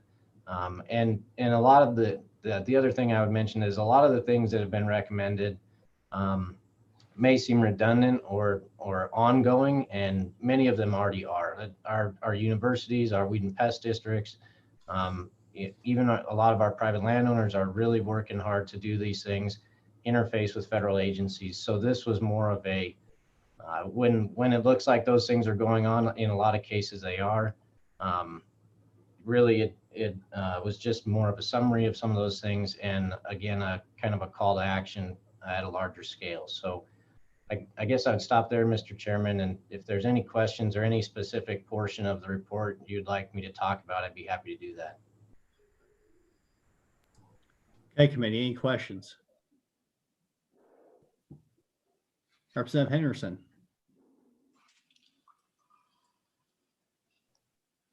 Thank you, Mr. Chair. I guess my question would be, from your perspective, limited as it may be, given the results of the report, how can the legislature help moving forward? Mr. Chairman, Representative Henderson, I think some of the discussion within the report may require some changes to statute. I think the draft bill that has been presented is a great first step in some of those topics. Really, it's got to be this multifaceted approach that we often talk about, but I think part of that is looking at constraints or limitations within some of the things, whether it's rules, regulations, programs, statute, what have you, but providing some of that flexibility for things like our districts, which I'm sure Mr. Franklin could talk much more in depth about than I can. But you know, there's a discussion within that report on is there a need for the ability to have another mill levy? I don't know. That might not be the same thing for every county. So I think that's where we need some of that local perspective, but just some openness from the legislature in terms of at least discussing those topics. And if the discussion ultimately pans out that those are bad ideas, that's fine. The discussion has been had. So I think that's what I would say. That's a very good question, Representative Tass. And to be clear, the bill draft, as far as what the legislature can do to help along this initiative, the bill draft does two basic things. First of all, it makes a Weed and Pest Council it clarifies their role as coordinating the efforts statewide among various districts. That was the result of the study that there could be better communication among districts or even between local and federal agencies. So that's that's one part of the council's duties that are better defined. It's also used as it can be used as a clearinghouse for information or research. So basically, it's one part is facilitating communication. The other part is dealing with that second mill levy, which is restrictive. It's made for specific projects, and basically we're given more local control with that second mill levy, which already exists. We're just providing more flexibility for those local districts.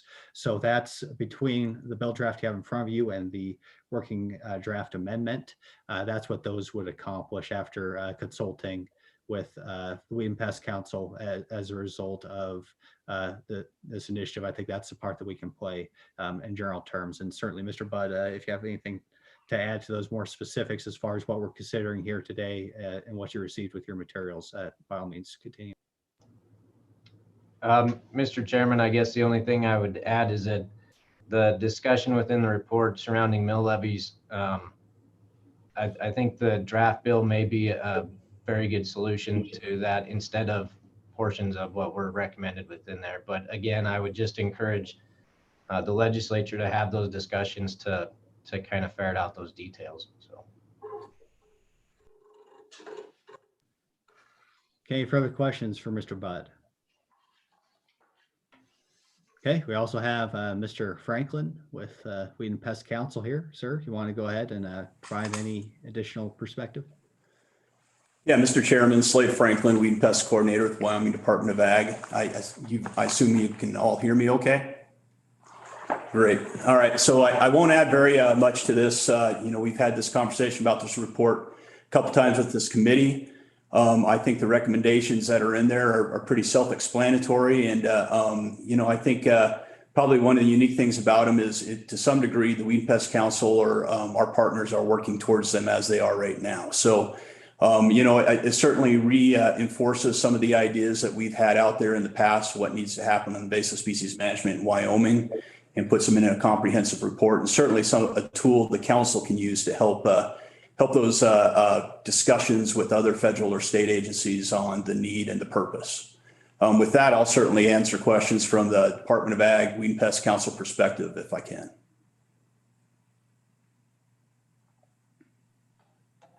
Okay, questions for Mr. Franklin?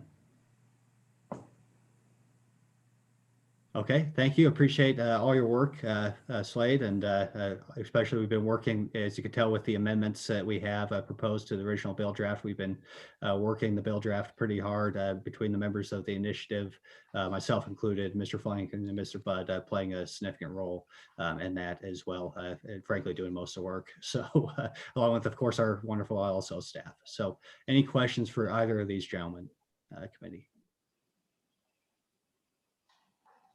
Okay, then moving on, looks like we don't really have any public comment from what I can tell already online. Do we have somebody in PAL that wants to testify? Mr. Chairman, we do. Go ahead. Thank you, Mr. Chairman. This is Josh Shore with Park County Weed and Pest, and we also have Larry Smith here. He's the president of the Wyoming Weed and Pest Council. We have 3 suggestions to the draft bill if you'd like to take those now. I think I sent those out last week to some of you. Yeah, go ahead. You want me to go over them just real quick, the parts of it, and then explain what we would like to see changed? That'd be great. And do you have the amendment as well? Have you seen that? The draft amendment for the committee discussion? That's correct. Yep. Yes, I do. Okay. Yeah. Go ahead and proceed. So page 2.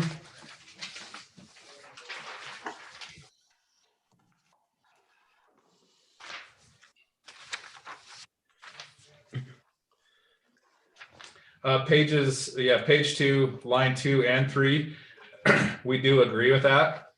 The reason that we do right now, a lot of the weed and pest districts are already performing the functions that are outlined in this bill.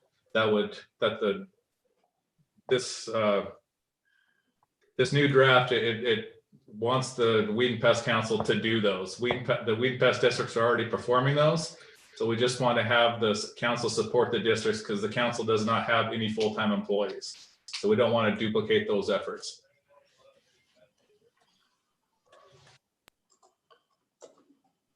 Okay, and I apologize. I should have had LSO staff go over the bill draft and the amendment. So let's just go ahead and pause and have Kayla go over that, and then we'll get to your testimony. I apologize for that. Yeah, we'll go ahead and proceed. We're doing good on time. So Kayla, go ahead, take it away. Thank you, Mr. Chairman. As indicated, this is 21 LSO 146 version 0.5 relating to invasive plant species. On the first page, we just have the title as well as an indication of the section that's being created. And everyone's probably caught on to this, but as Mr. Budd said, this is really looking at Chapter 3, the summarized recommendations is where a lot of that comes from. So on page 2, starting at the beginning, and so there are some duties of the Weed and Pest Council in statute, but unlike some other agencies or groups, there's not, kind of a spelled out location where there are a lot of duties placed. And so that's what this section intends to create. But in order to not limit any of the other duties that they already have under law, that's where we're getting that first language, that in addition to other duties prescribed by law, and then it just gets into what they actually get to do.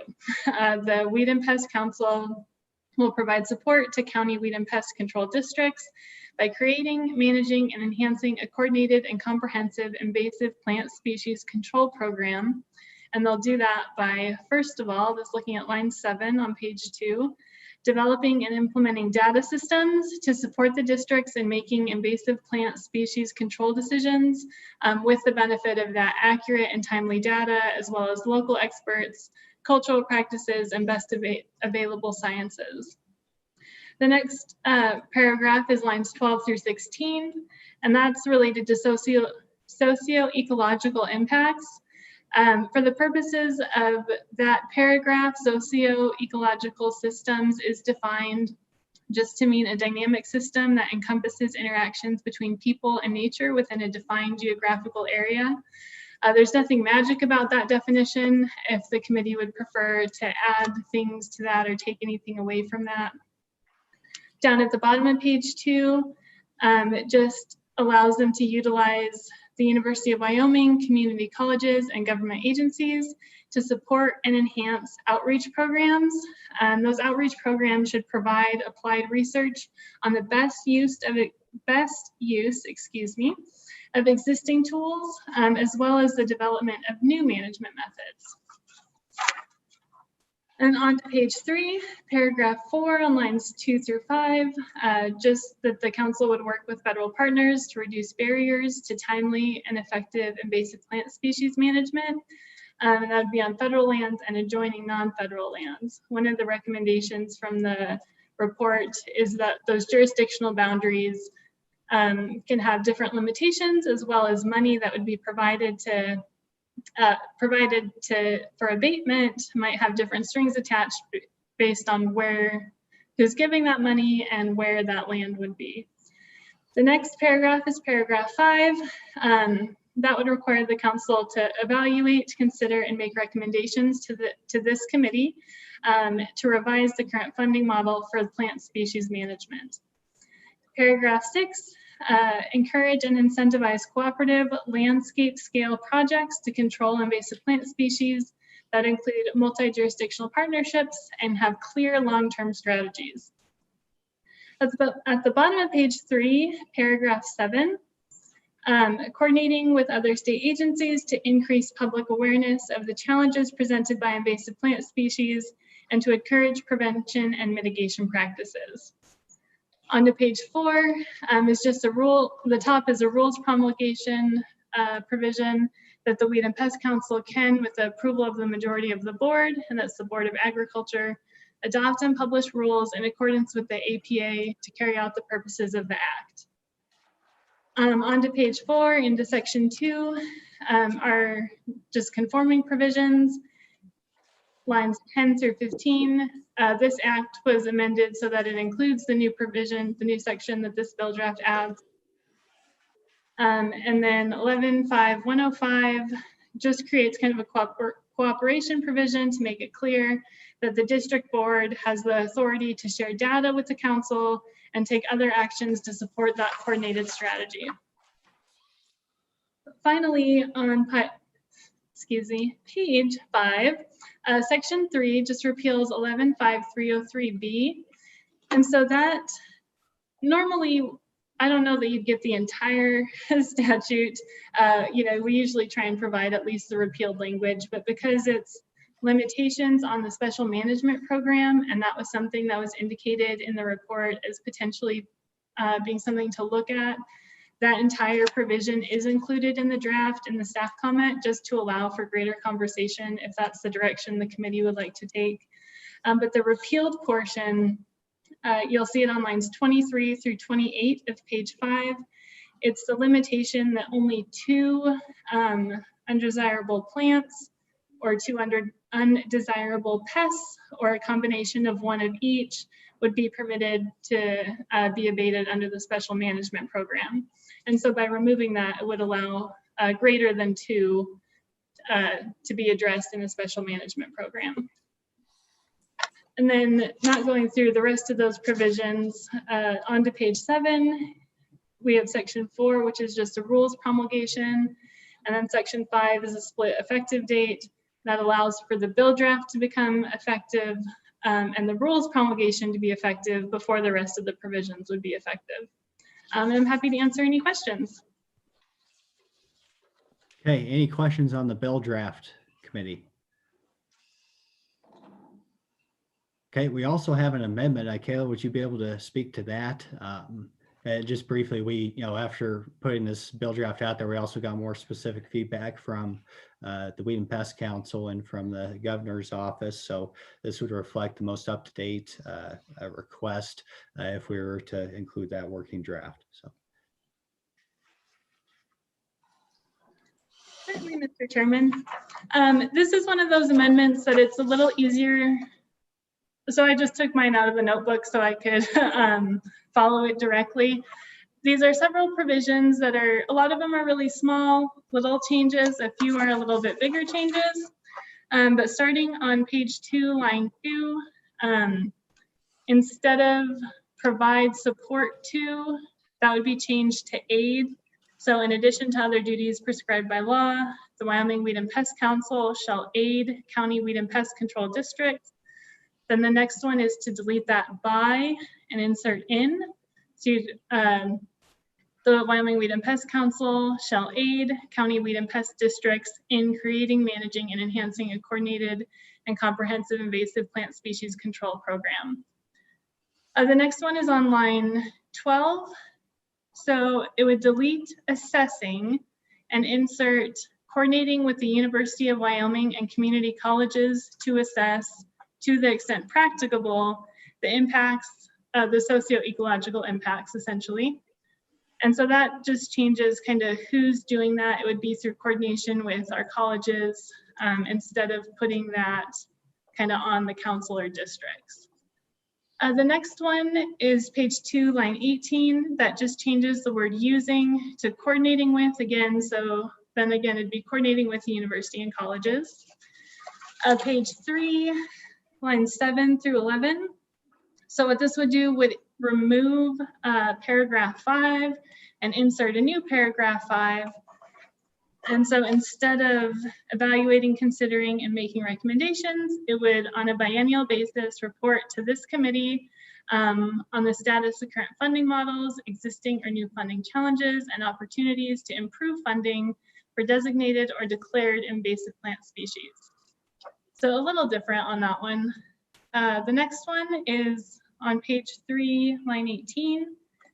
So that's the provision relating to coordinating with state agencies. The amendment would just add and federal agencies, so coordinating with federal and state agencies.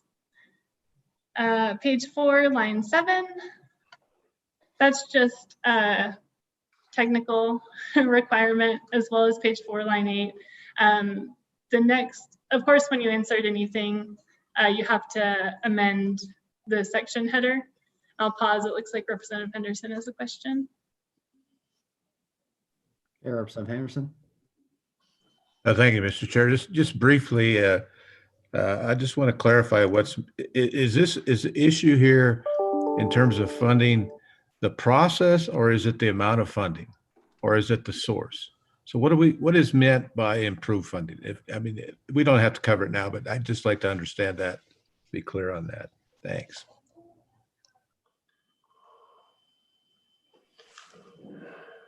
Yeah, and the overall concept is just to provide more flexibility with that second mill. It's not, frankly, the increasing funding was a recommendation, but that's a policy consideration we can discuss, but it's not in the bill draft. We'll say that. Senator Steinmetz. Thank you, Mr. Chairman. Just to go back to last session, didn't we pass an increase in fees on our pesticide applicants that come into the state to already increase funding? And what effect would this have? I mean, didn't we already do that, I guess, is my question.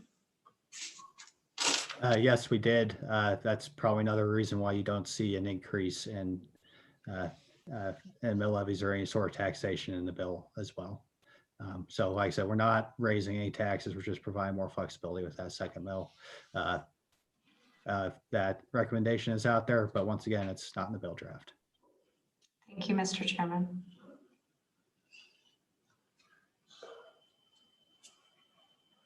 Okay, go ahead, Kayla. Thank you, Mr. Chairman. So then the next provision is, as I kind of alluded to, it would change some of the language in what's printed in the staff comment of 115303. So the first part is to look at subsection C.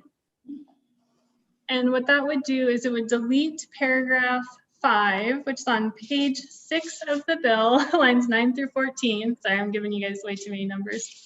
And so it would essentially just delete that and replace it with a slightly different provision indicating that upon final approval of the program by the district board, notice would be given to the public describing the special management program and approximating the cost of the program. So that is a little bit different notice provision in the amendment. The next amendment, I guess I should preface that. So in the amendment showing page 5 after line 2, that's just where it would fit into the bill draft under normal drafting construction. But because we do have the full language in the staff comment, it's a little simpler to follow along by referencing the staff comment. And I realized I lost my second page. Give me just a moment.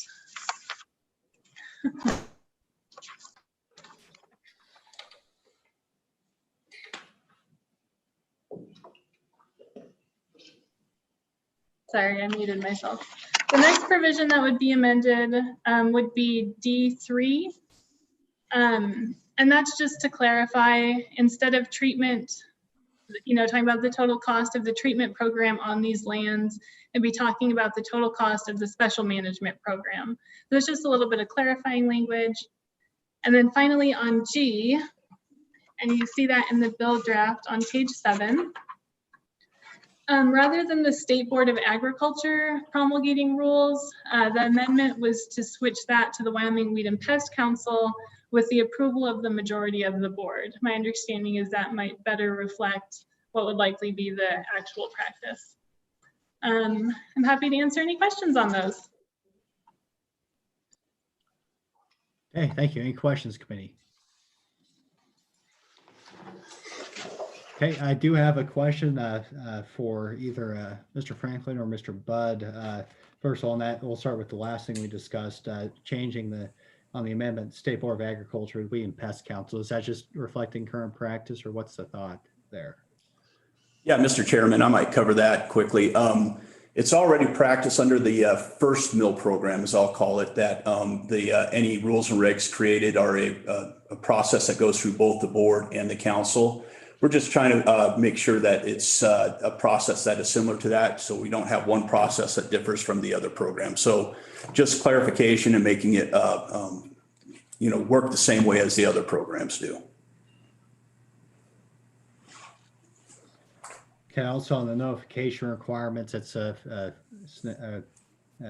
substantive change there, so you're not going to be providing any notification to the public before this decisions made with the any sort of special management program. What's the rationale there?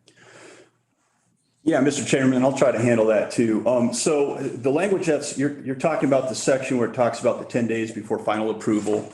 Some of these special management programs have been around for a while, and are long-term objectives. So landowners have changed in that course. Also, one thing that was probably a flaw when this was written in '79 and no one notices, it talks about the final approval being done by the district supervisor. Well, honestly, that should be done by the district board, not by the district supervisor. So there was a little bit of terminology problems with that from the get-go. So we were just trying to make it a little more, I guess, flexible based on technology as we have it today, and clarify the fact that, what the process is. So I think that change is more or less trying to keep the notification more up to date with the program. And to be clear, it doesn't change anything in the public meetings or anything like that. The public's still gonna have notice of the board meeting and all that, right? Yeah, Mr. Chairman, and this change was suggested from the council. It's really, we still believe that the public should know where the dollars are going, how the program should be ran. So we're certainly not getting rid of it completely. Yeah, thank you very much. Any questions, committee? Okay, all right. So thank you for that explanation. I think we're much better equipped to have this discussion now. So it is 10 after committee. So just going to ask a question up for the folks up in Powell. Do you have do you think you get your testimony done in the next 5 to 10 minutes, or should we take a lunch break? Go ahead. Mr. Chairman, we'd like to do it.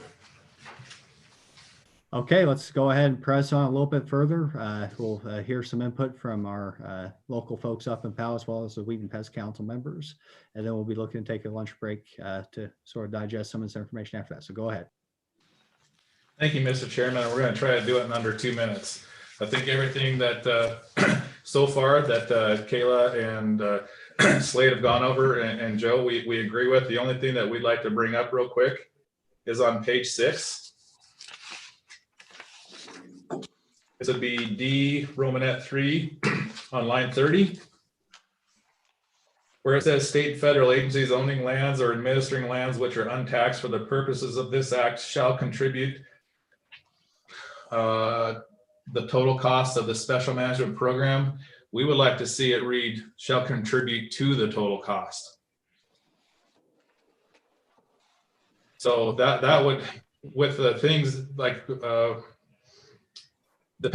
increase in the pesticide registration fee last year, that's going to allow more monies to be accessed by weed and pest districts to do large scale projects and EDR treatments that are called out in the governor's task force report.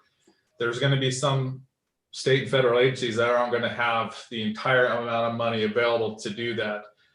The district boards are still going to be able to make that decision if state or federal agencies are going to be able to get any of those monies, but I wouldn't want to tie that to those, because there could be some neighboring landowners, private landowners, that say, if the BLM is not going to pay the portion, we're not going to do it. So that's one key thing that we'd like to see change. Just insert the word to, and the other items that were brought up, we support. And that's all I have, Mr. Chairman. Okay, thank you for that consideration. Just one word, but pretty important implications, whether we're going to help out our federal partners or not, be responsible stewards of the land. So obviously they need some help sometimes. Everything else is good. Yeah, Representative Larson, were you saying something? Okay. Okay, so very good consideration that we could, if you look on the amendment, looks like the proposed amendment, that'd be page 2, line 45, or at the very end, add the word to. Okay, so I don't think we have any further public comment. Unless somebody showed up in Cheyenne, it looks a little empty down there. No, Mr. Chairman, we don't have anyone here. Thank you. Okay, committee. So unless there's somebody else out there digitally, we'll go ahead and actually, do we have Director Miyamoto? We should talk to him too. Does he want to say anything, or are we covered with Wheatland Pest Council?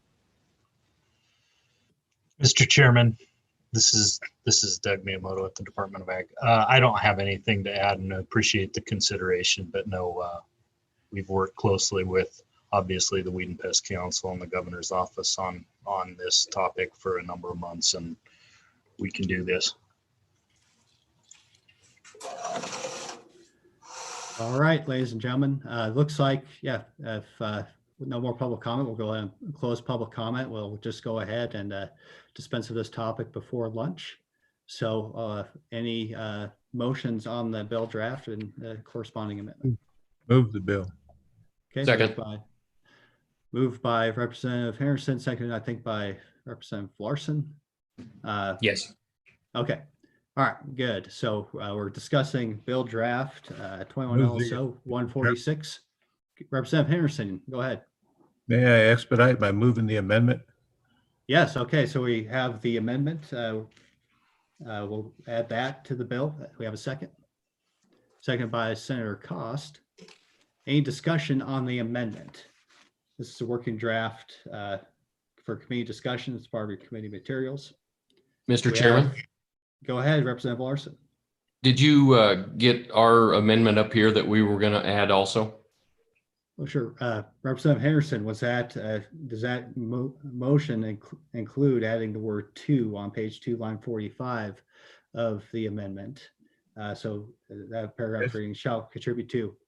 Yes, sir, Mr. Chairman. Let's include that. Let's get her done. Okay, let's see a thumbs up from the second. So we'll incorporate that consideration into the drafted amendment. So any discussion on the amendment, committee? Question.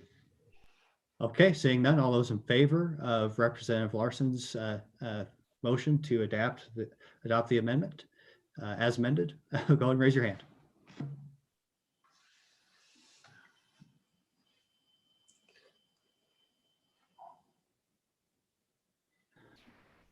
Okay, I believe I see 12 hands up. Thank you. All those opposed?